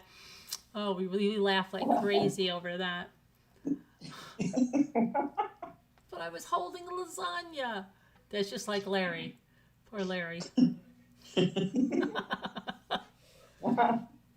And then they would have had like another clip where he goes like this, oh crap, and waves, and the whole lasagna goes, I told you need 2 hands. Yeah. Such a Larry David. Oh my gosh. I just wonder if people walk up to this lady I use as my picture and ask her about murders. I always think that's is that a clown? It is a clown, right? Sensible Crime? Isn't it a clown? What's a clown? Sensible Crime's picture. Isn't it a clown nose? Oh, I don't know. I gotta look. Scooter, Sensible Crime's picture? Let me see. Let me put my glasses on. Yeah, and I don't Looks like it. Yeah, and I always think it's a clown white mouth, but I'm not sure. That's it. That's just the lady you use for your picture. So, you know, I get like how people like to change their avatars on Facebook all the time? I hated it then because, and even here, anywhere there's an avatar, because I associate that avatar so much with that name that when somebody changes it, it freaks me out. Like, I knew we had someone here that used to be called CM, and then she came in as Chelsea. And I said, wow, Chelsea, you used to be CM, right? And she goes, oh gosh, you're spot on. The reason I know that is because of her avatar, right? Because I associate it all the time. Right. And it drove me crazy because then if somebody changes their avatar and their avatar kind of like it's something like someone else, or if everybody changes it to the same thing for some kind of thing, then you've really got to look at the name, and it drives me crazy. That's when you can text the wrong person and stuff. Mm-hmm. Yeah, so Yeah. I hated when anybody, because that was like how I identified them. Red dot day thing, I think. Red dot day. Oh, I thought it was, I always think it's a clown. Oh, it is a woman dressed like a juggalo. It is a woman dressed like a clown. Okay. A juggalo. Oh, the insane clown posse. Oh, okay. No one has offered me senior discount since I'm wearing a mask, Lisa Hobbs said. Yep, Hutton. They're kind of like Grateful Dead fans, but rougher around the edges. I see. I see. But I am going to be looking more into this case, definitely. I have a lot of questions, and I really wish somebody lived in the area, because I would really... I thought Alma lived in the area. No, Alma's in, she's in more LA area. Oh, okay. Do you think we would have people all over? Danny's right by there. Who? Danny. I don't think she would do it anyway. She's too soft-spoken and too nice. Oh, yeah. You know? I don't think she would do it. Yeah. You need someone like Alma Yeah. to go in there, right? I really like you, Larry. Would you like to go out for a drink? It's my treat. Not wearing a wire. I'm wearing a wire. Don't worry, I'm not wearing a wire. You're probably so skeptical. Do you want to check? I'm not wearing a wire. She's 15 minutes from LAX. Oh. That means nothing to me. That means nothing to me. Like, I have no idea of anything in California. Yeah, she's a distance. I wonder if Larry's on any dating sites. Ooh, Wouldn't that be interesting? It would be. To what? See if he's dating? You know, they've been together for 20 some odd years, 21 years or something. They were high school sweethearts. It's interesting. It is. Very, very interesting. Alma says she'd probably get arrested. He needs to be arrested for the firearm violations. Get those kids away from him. Yeah, and he's not letting her family see the kids, which I don't understand. I don't get that one. What was that?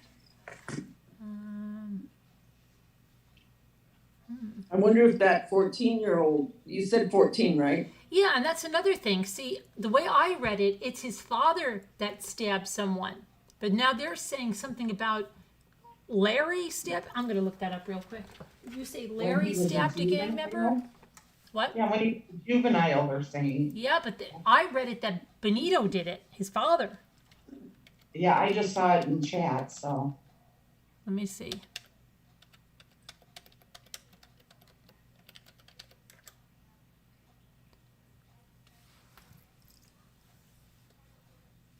See, here's what I read, okay? And it says this. It says,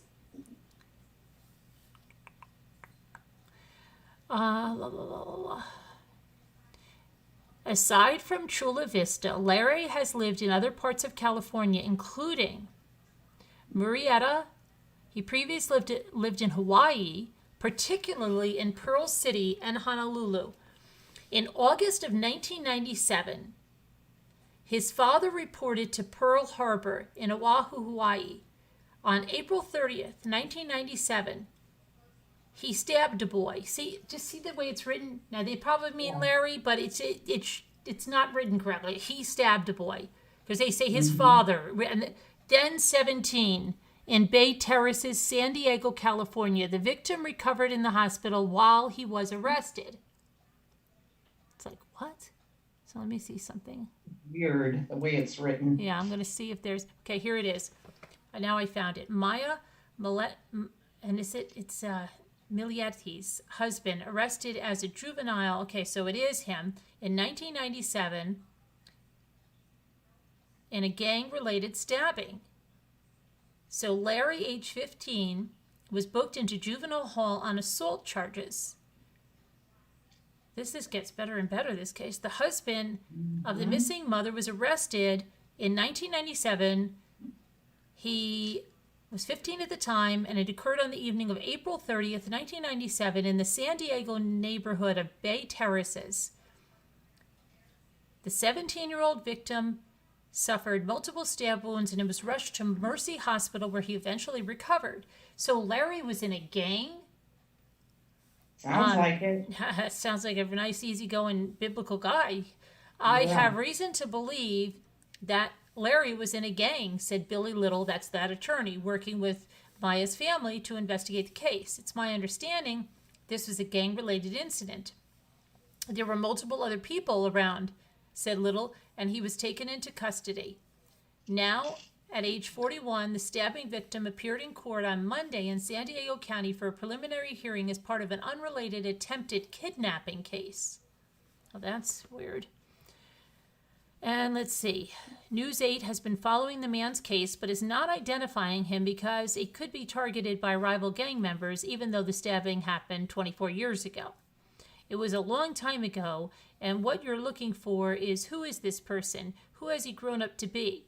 Has he learned from his past criminal conduct? Said Little, referring to Larry.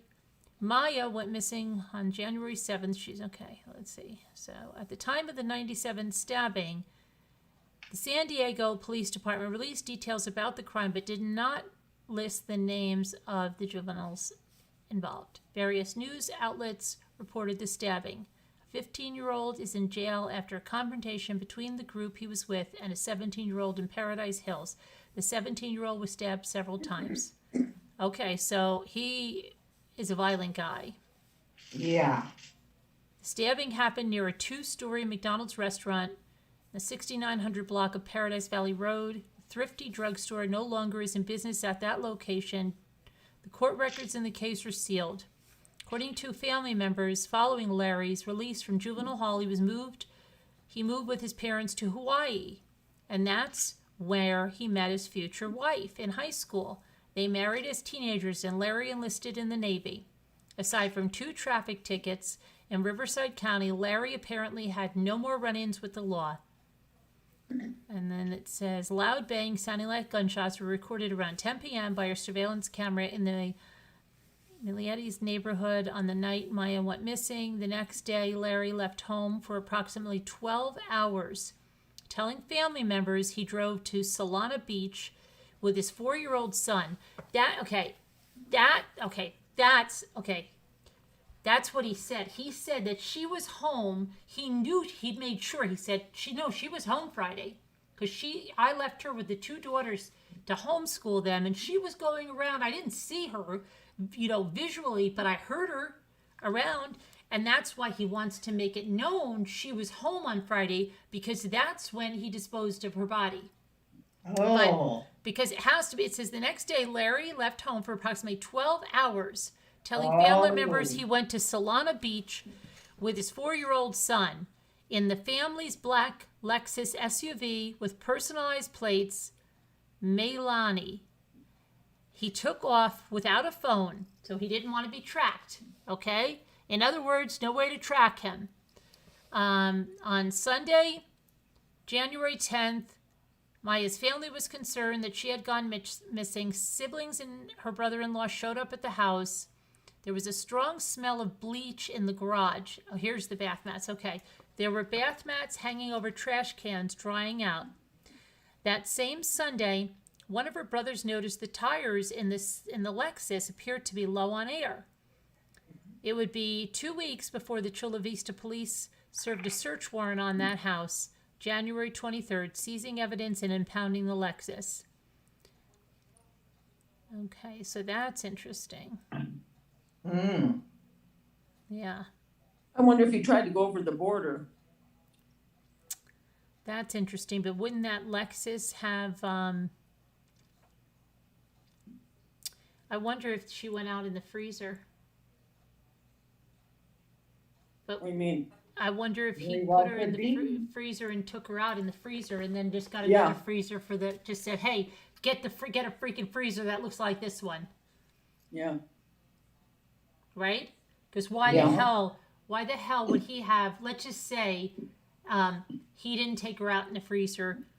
Why would that relative of his take the freezer on the 9th? Okay, when he's going through, come on, that's just a little too That coincidental, is isn't it? very weird. Yeah, Why would you even be thinking of the freezer? yeah, and they Right. said the freezer's gone.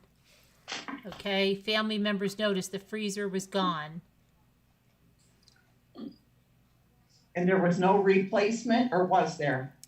Not in their house, but then this lawyer went to the relative's house and they showed him a freezer packed with food. But we don't know that's the freezer that was in the garage.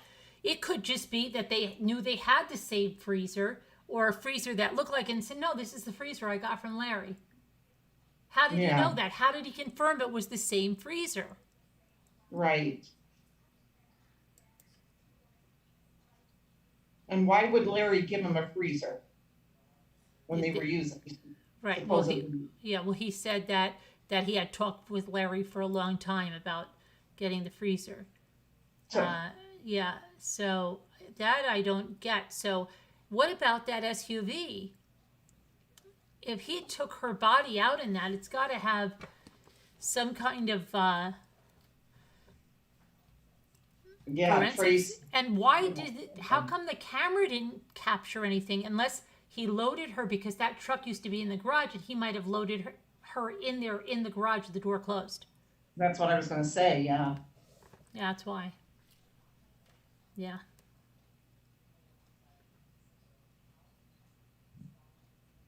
Yep. So that sounds like what it is. And then where did he go? He knew not to take his phone. Why didn't he take his phone? Mm-hmm. Yeah. What was his answer for that? He forgot it, and he's gone for all those hours with his son. Right. Yeah, he didn't want to be tracked, obviously. Robin says the whole freezer scenario probably wouldn't be admissible. What do you mean? Why, Robin? You mean that a lawyer going over there? Look at the map. He had about a little less than 5 hours each way. Where? Where though?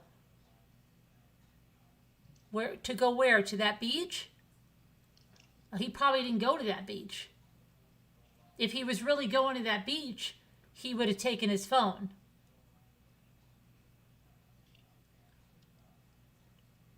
But didn't they look for surveillance cameras on that route? I would think. I don't think they did. I think that's what the family means, that they dropped the ball.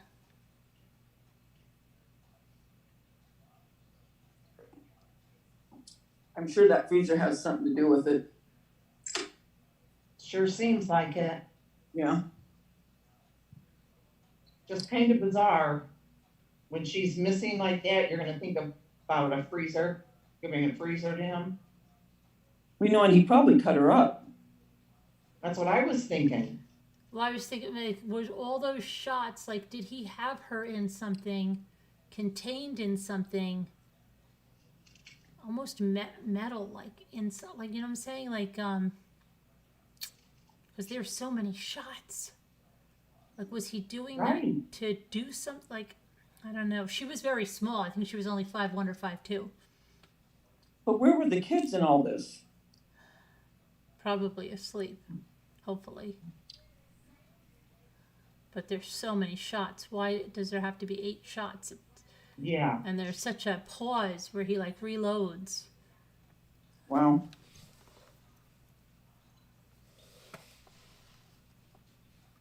Too populated near him for him to hide her near his house. Oh yeah, I think he brought her somewhere, but I think that freezer. And then somebody said the freezer's missing. Okay, because the freezer was probably missing when the father and them went to the house. I'm sure they're thinking the same thing. And then, okay, this person has it, but is that his uncle? Is that the uncle that has the freezer? So, but how do you know it's the same freezer? I doubt it is. I keep thinking about the tremendous amount of blood. It's hard to imagine that I know. Kids were playing outside at 10:30.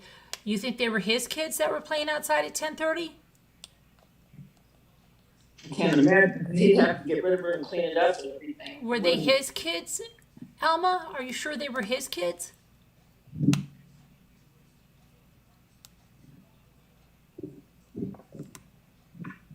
I don't know, Lisa. I don't know why he would want to overkill her in the house when he knew that, like, that would just be more evidence, more DNA, more spatter, all that stuff. Yeah.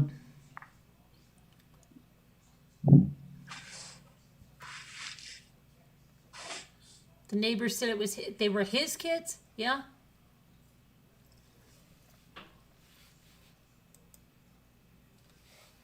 Just can't believe I haven't heard about it. I think I just might have said something about this case when she went missing, and then I never heard any of this. Yeah, I think you did. And I know, but I would have liked to have been involved the whole time on this neighbor. this will be interesting to do deep dives on it. Yeah. Kids. I wish we lived and had somebody that lived nearby. Right.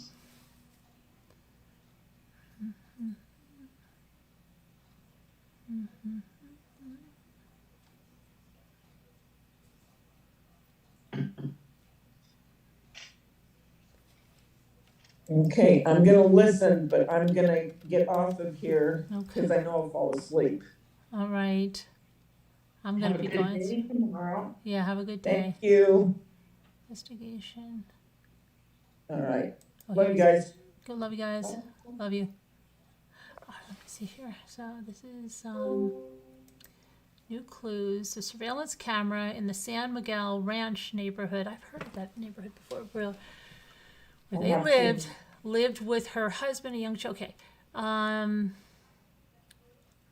local news station said the neighbor who provided the recording wanted to remain anonymous. Yeah. We heard that.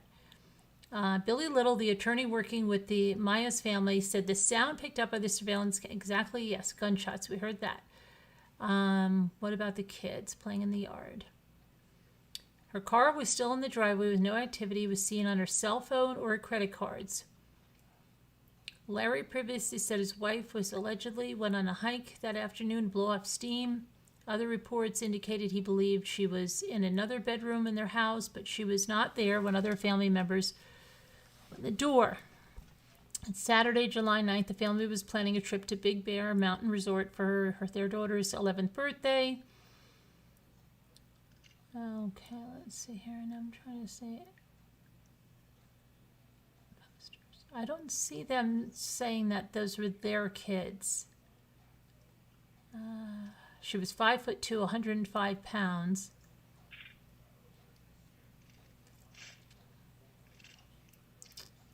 I wonder if they had an owner's manual to that freezer with the serial number, or if it was registered anywhere.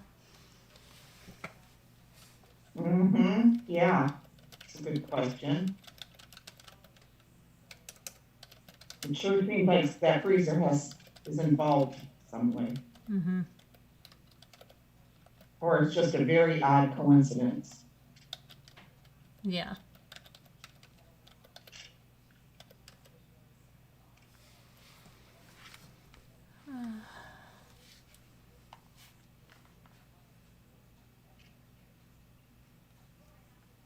They were also there for the freezer that was in Larry's garage. Okay, hold on a second. Who said this? Saw where there was a warrant served and guns were seized from the house. They went missing.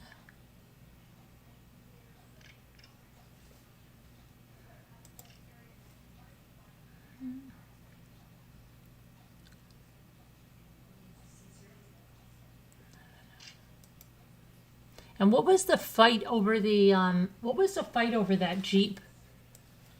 What were they fighting about? Alma, do you know?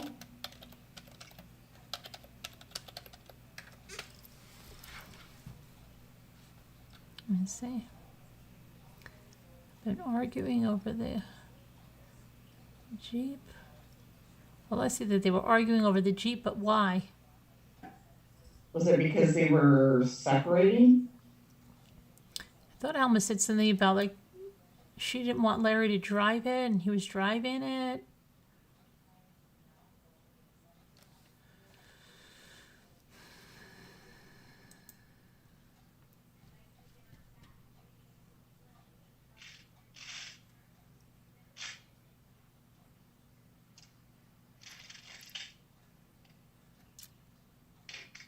She wanted to use it, and he was using it, said Alma.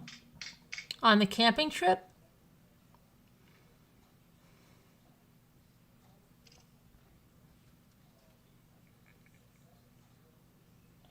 On the camping trip, Alma?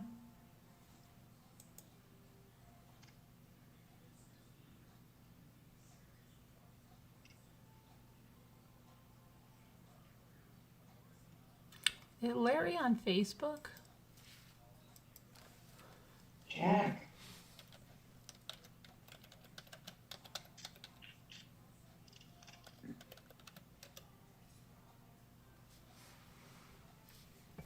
Yes, the sister said that they went camping and that they fought a lot. Right, but not really about what? Because she had just gotten it around Christmas time or near, or New Year's Eve, or New Year's. Because she bought it for herself. Grace Stewart says her daughter lives near Solana Beach. Yeah, but that's a long way away, isn't it? I don't know. And I doubt he went there if he said he went there. Hi, Sleeping Beauty. Hi, Sleeping Beauty.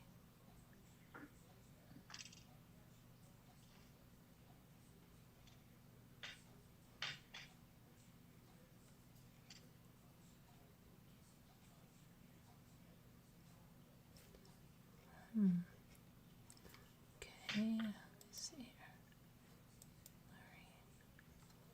here. Larry. What's their last name? It's Millette. Oh, that's right. There's a Larry here, but he's completely private. And then there's another Larry with the same name. And both are locked down profiles. They're completely locked down. Now let me see if she has one.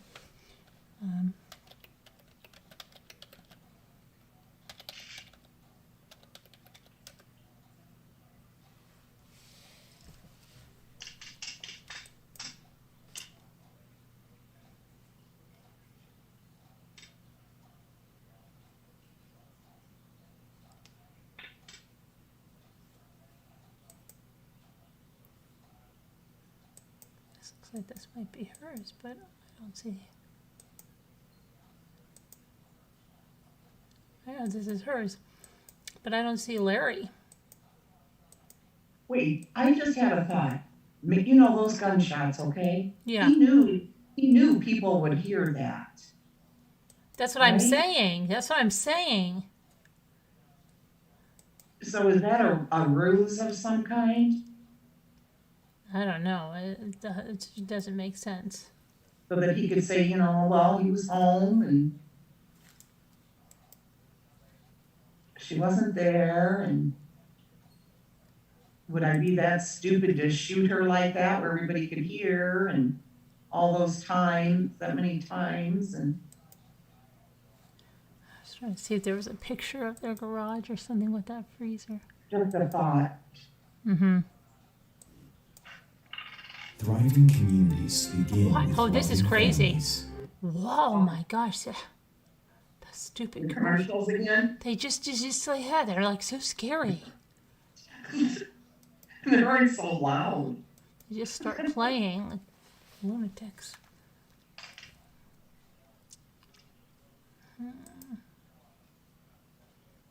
I think Good somebody night, Principal Crime.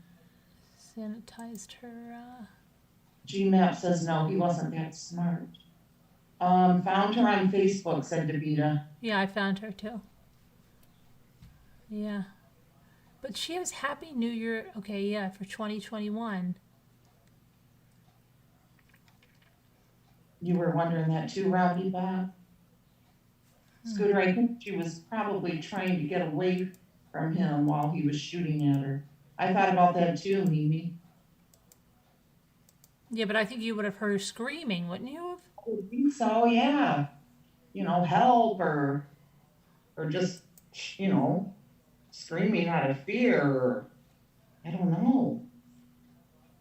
Mm-hmm. Do we know if there was a privacy fence along in their backyard? No, it looks like that you can see it's so close to the other houses.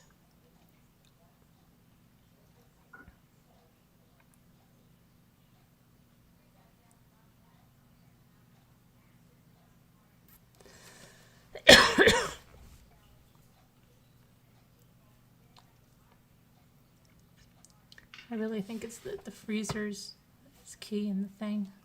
But I just Jeanette don't said- understand. Jeanette said there was a scream. They said and the dog barking. I heard the dog the barking. dog barking, yeah, and somebody said kids, but nobody mentioned a scream, Jeanette. Nobody mentioned a scream.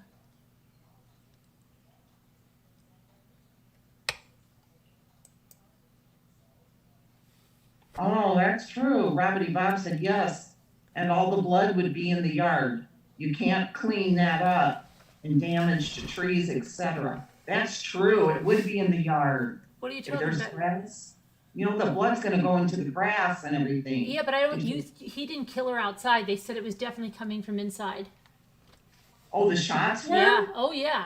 That's what I'm saying. That he Oh, I has so thought much the to clean shot- up. I Yeah. thought the shots were outside. No, they came from inside. That's what I'm saying. Why would he shoot her so many times and have all that stuff to clean up? Oh my gosh, I didn't know it was inside. Mm-hmm. Yep. Yep.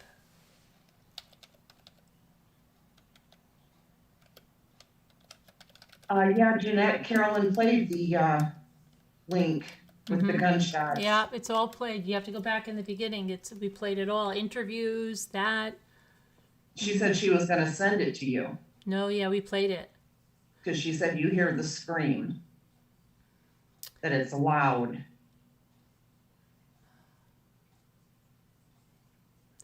How come somebody said there was a 911 call and I don't see a 911 call? Or not loud, she says. Scream not loud.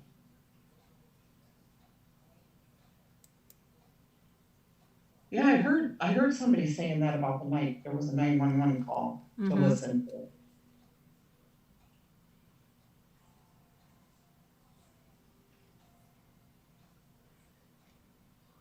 I want to see something. 20 Los Gatos, 2400.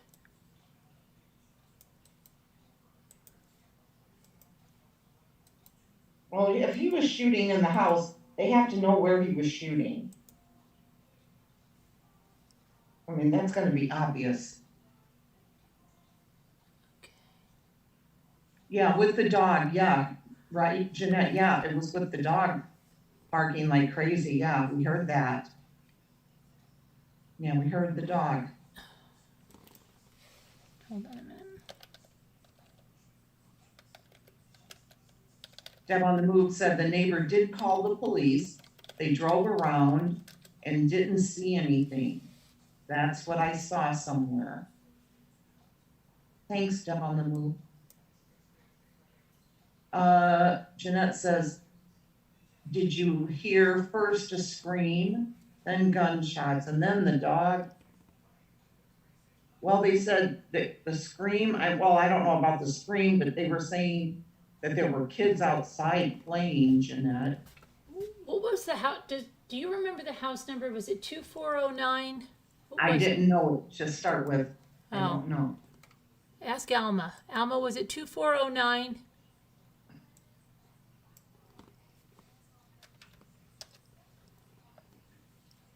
I think so. I think this is it. Yeah, I think it is 2409. Remember 409? I'm watching to see what she says. Remember 409? The cleaner 409? Oh, yeah, yeah. Oh, They still make that, don't they? I don't know. I don't think so. Do they? Well, a few years ago. I haven't heard about it in years. Okay, why is Deb on the this? Move says, I think the gunshots were too loud to be inside. I'm wondering why this is all blurred out of this picture. Like, what the heck was over here that they blurred that out on the Google Street Maps?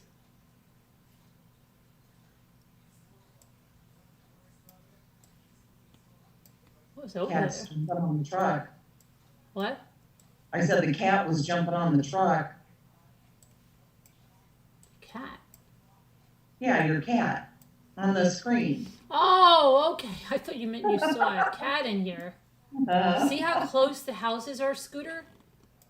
I see, yeah. Okay, they're right on top of each other. How could he shoot like that in this area? Yeah, yeah. There's oh my gosh.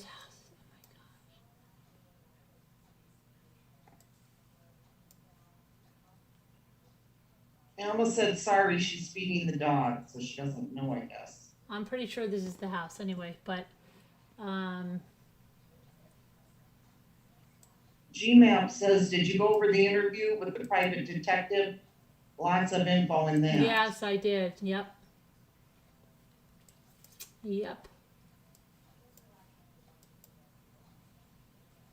These houses are just too close. I don't see how they could have been shooting like that and just do that. I don't care. It would not make any sense. They're just way too close. There's too many people around. Saying, Scooter, listen to the USA forensic, I gotta get my glasses back on. Forensic release analysis of surveillance audio recording from Maya Millete neighborhood, the title on YouTube, on channel CBS 8 San Diego. Yeah. I listened. That's what I was playing, Jeanette. That stuff from them. That's we listened to that. Alma says the house has an umbrella in front. Yeah, but it's 2409. But the umbrellas, I think, were when the crime scene was there, because they had a bunch of them. I think for the people to sit under there. There were 4 under there. But I think it's 2409. I had the address somewhere else.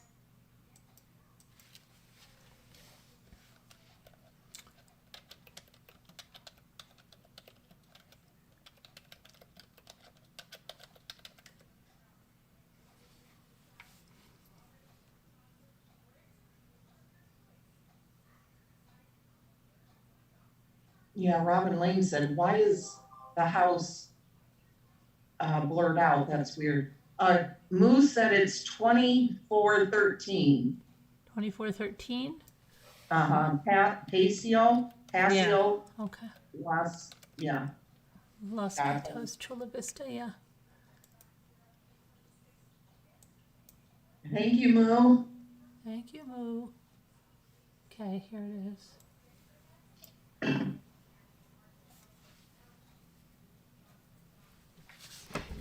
There it is, but still, the houses are right next door to each other. Oh, look, here's pictures of the inside.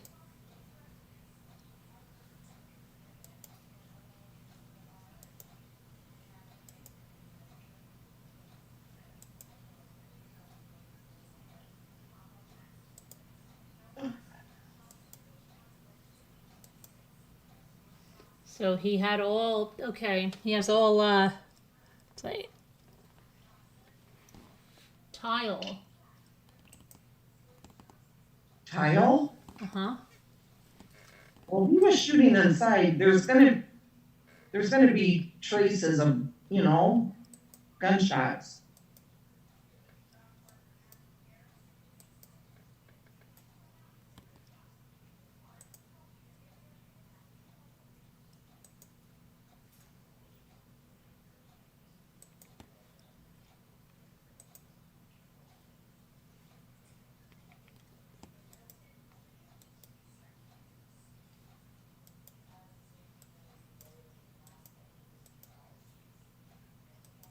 Jeanette is saying, because it is not that you hear really gunshots as well, it sounds like gunshots, but they can't say yes, 100% gunshots. That means that the people in the area can't say the same. Maybe they didn't catch it. Oh, that guy that we read, Like, Jeanette, that moment. he cleaned it up and he said 100% it's gunshots. He said he's been doing this for I don't know how many years, and that's gunshots.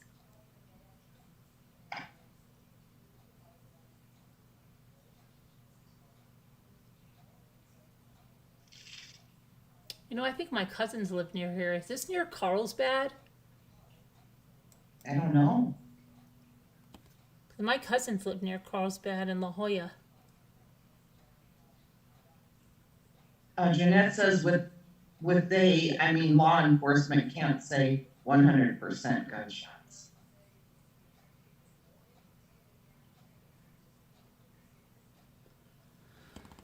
Yeah, I don't know. I just, very, I very... love that name, La Jolla. I always love different.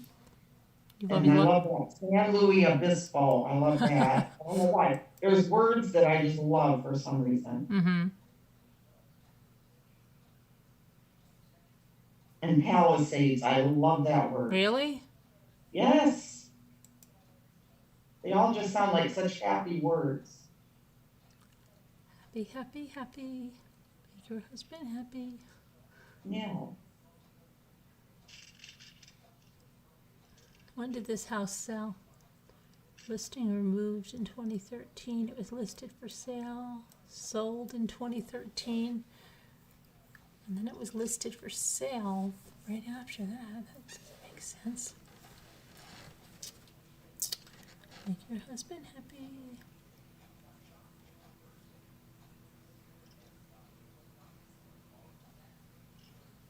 San Miguel Ranch. I've heard that.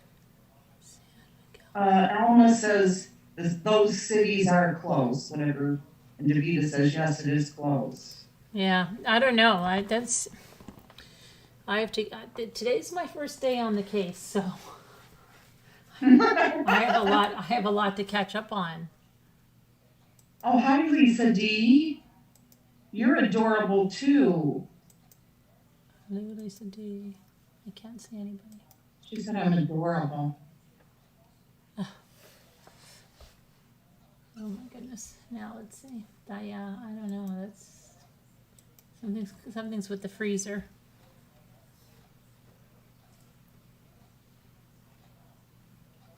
Deb on the Move says, can you play the gunshots again? I can play the gunshots again. Do-do-do-do-do-do. Make your husband happy.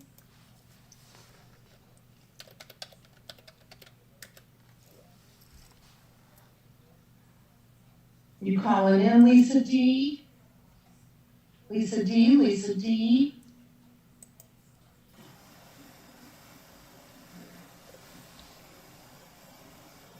Carolyn's got her hair all did. These are jarring when they come out.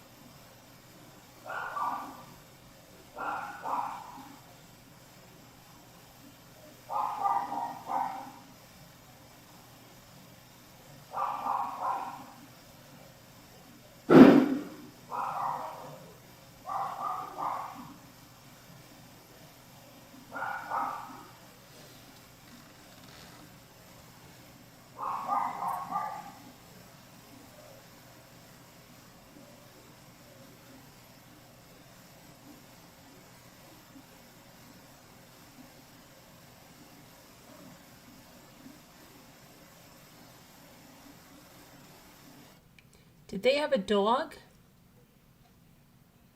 I heard like it might be a slight scream, but right after the first one, which is like.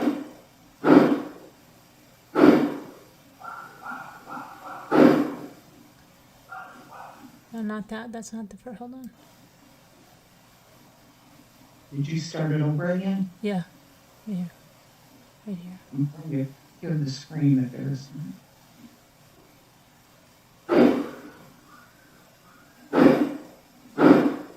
There's it almost sounds like a bird or an animal. I think I did hear a little bit of.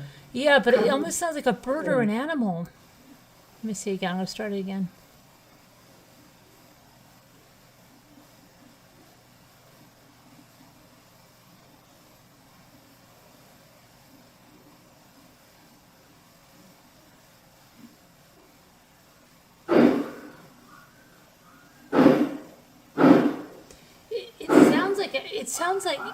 It almost sounds like that.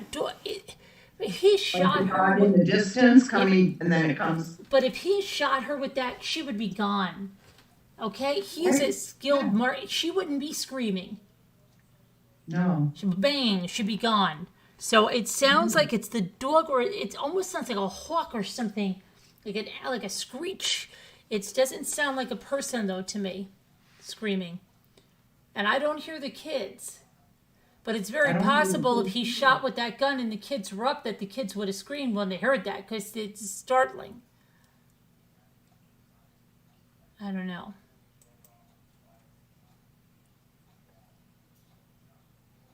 I did listen to it. I sent you the other audio. This one is the one that's supposed to be cleaned up, Alma. It's 2 audios.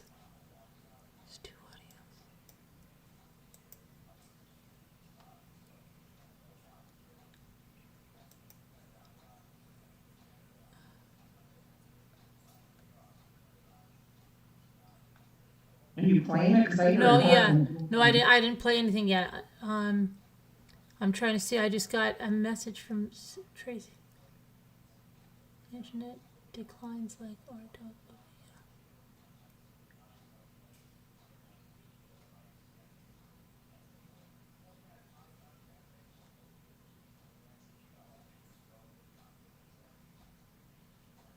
I don't know what's going on, Tracy, but I think you're saying you're upset because something happened to your credit card, and don't worry about that.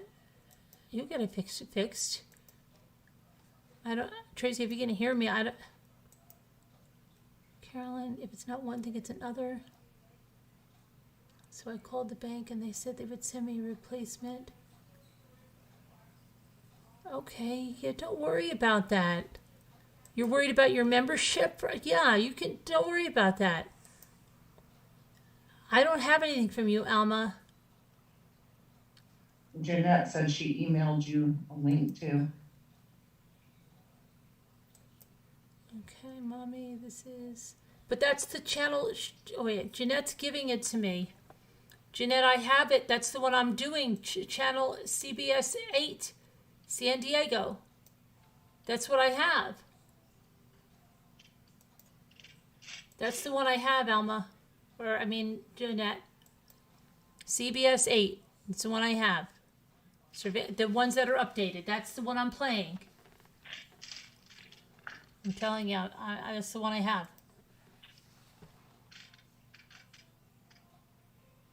Yeah, Alma, that's the one I'm playing. Jeanette, that's the one I'm playing. Without scream and dog. The one I sent you. I don't have any email from you, Alma.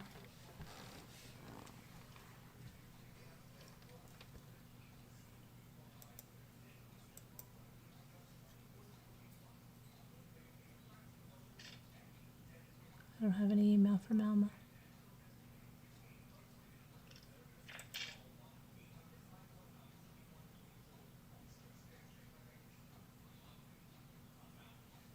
Alma says it's 2 separate audios. And then she says, gotcha. And then she goes, please check again, please. And then she goes, I'll send it again. Trust me, it's different.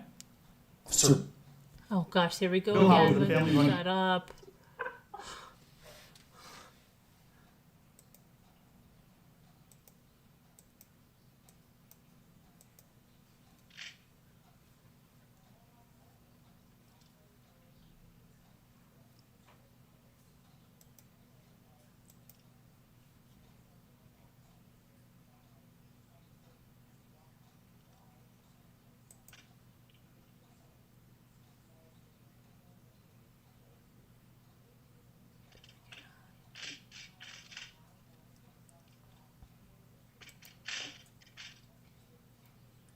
I still don't have anything. Okay, finally. What is this now?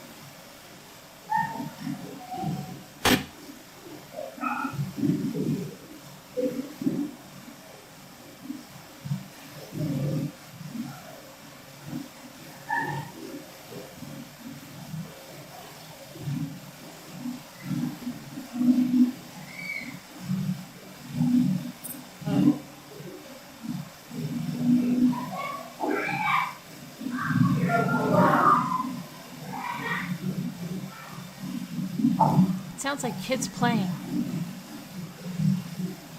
No, it doesn't to me. Unless I don't know. Unless I'm just thinking the worst and hearing what I want to hear, I guess. It says like there's kids playing, but that sounds like kids playing. Does it? Where's the gunshots, Alma? Why weren't the gunshots in there? But you can hear a man yell, you said. Yeah, I can hear, it sounds like somebody's scared and saying no, and I don't know, not saying no, but, and it's like I can hear him, I don't hear him too, I don't know. Unless I'm building all this up in my mind. Can you play it again? Yeah, Okay. Robert Bob, sounds more like a girl squealing now. Yeah, almost, yeah. Hey, Deborah Cat. Okay, let me see. Where did I just put it? The chills. Okay. Let me see where I just put it. Where did I just put it? Where is it, Alma? Deborah Kent says, Carolyn, Mommy Rambling's blog, Google is showing your live stream when you search Larry Millete. Oh, okay. Let's see now. Where the heck is it? Alma, You're hearing that too, Alma? Yeah. Oh, here we are. Oh, Okay. she says this was after the gunshots. This is after the gunshots? Yeah.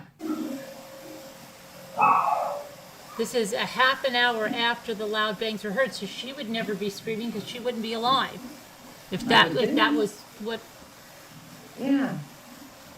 10:34.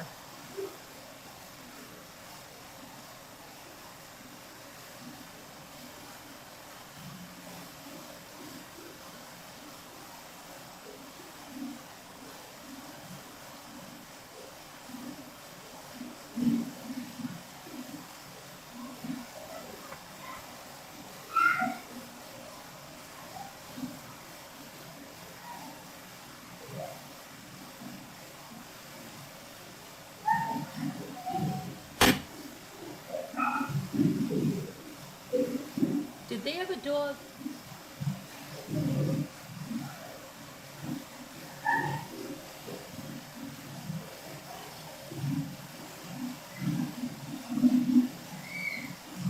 That's definitely a kid that screamed.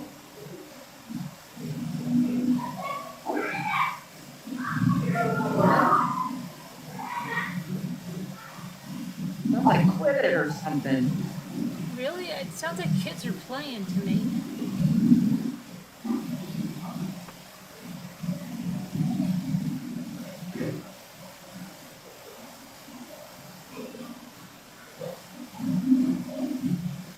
She said they don't have a dog. Oh.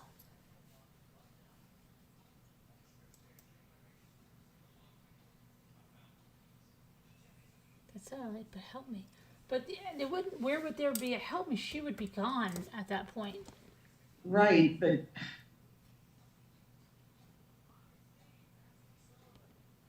does he admit to firing shots? Why would the daughter yell Maya? That doesn't make sense.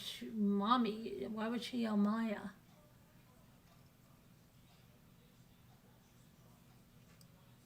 This case is really... That's a dog noise. Yeah, Sleeping Beauty. I think that is a dog noise too. And Bradley, that's not the gunshot audio. It's the it's right. It's it's after the gunshot. It's after the gunshots. It's a half an hour after the gunshots. If he was shooting her in there, they would have evidence of that. There'd have to be. Alma said that they used a black light and everything. They just did now. That's what they said now when they just went back. Oh, okay. I don't understand. But he said he was out shooting, right? I don't know, Alma. I think he's going to be arrested. I'm telling you, I really do feel it. I sure hope so.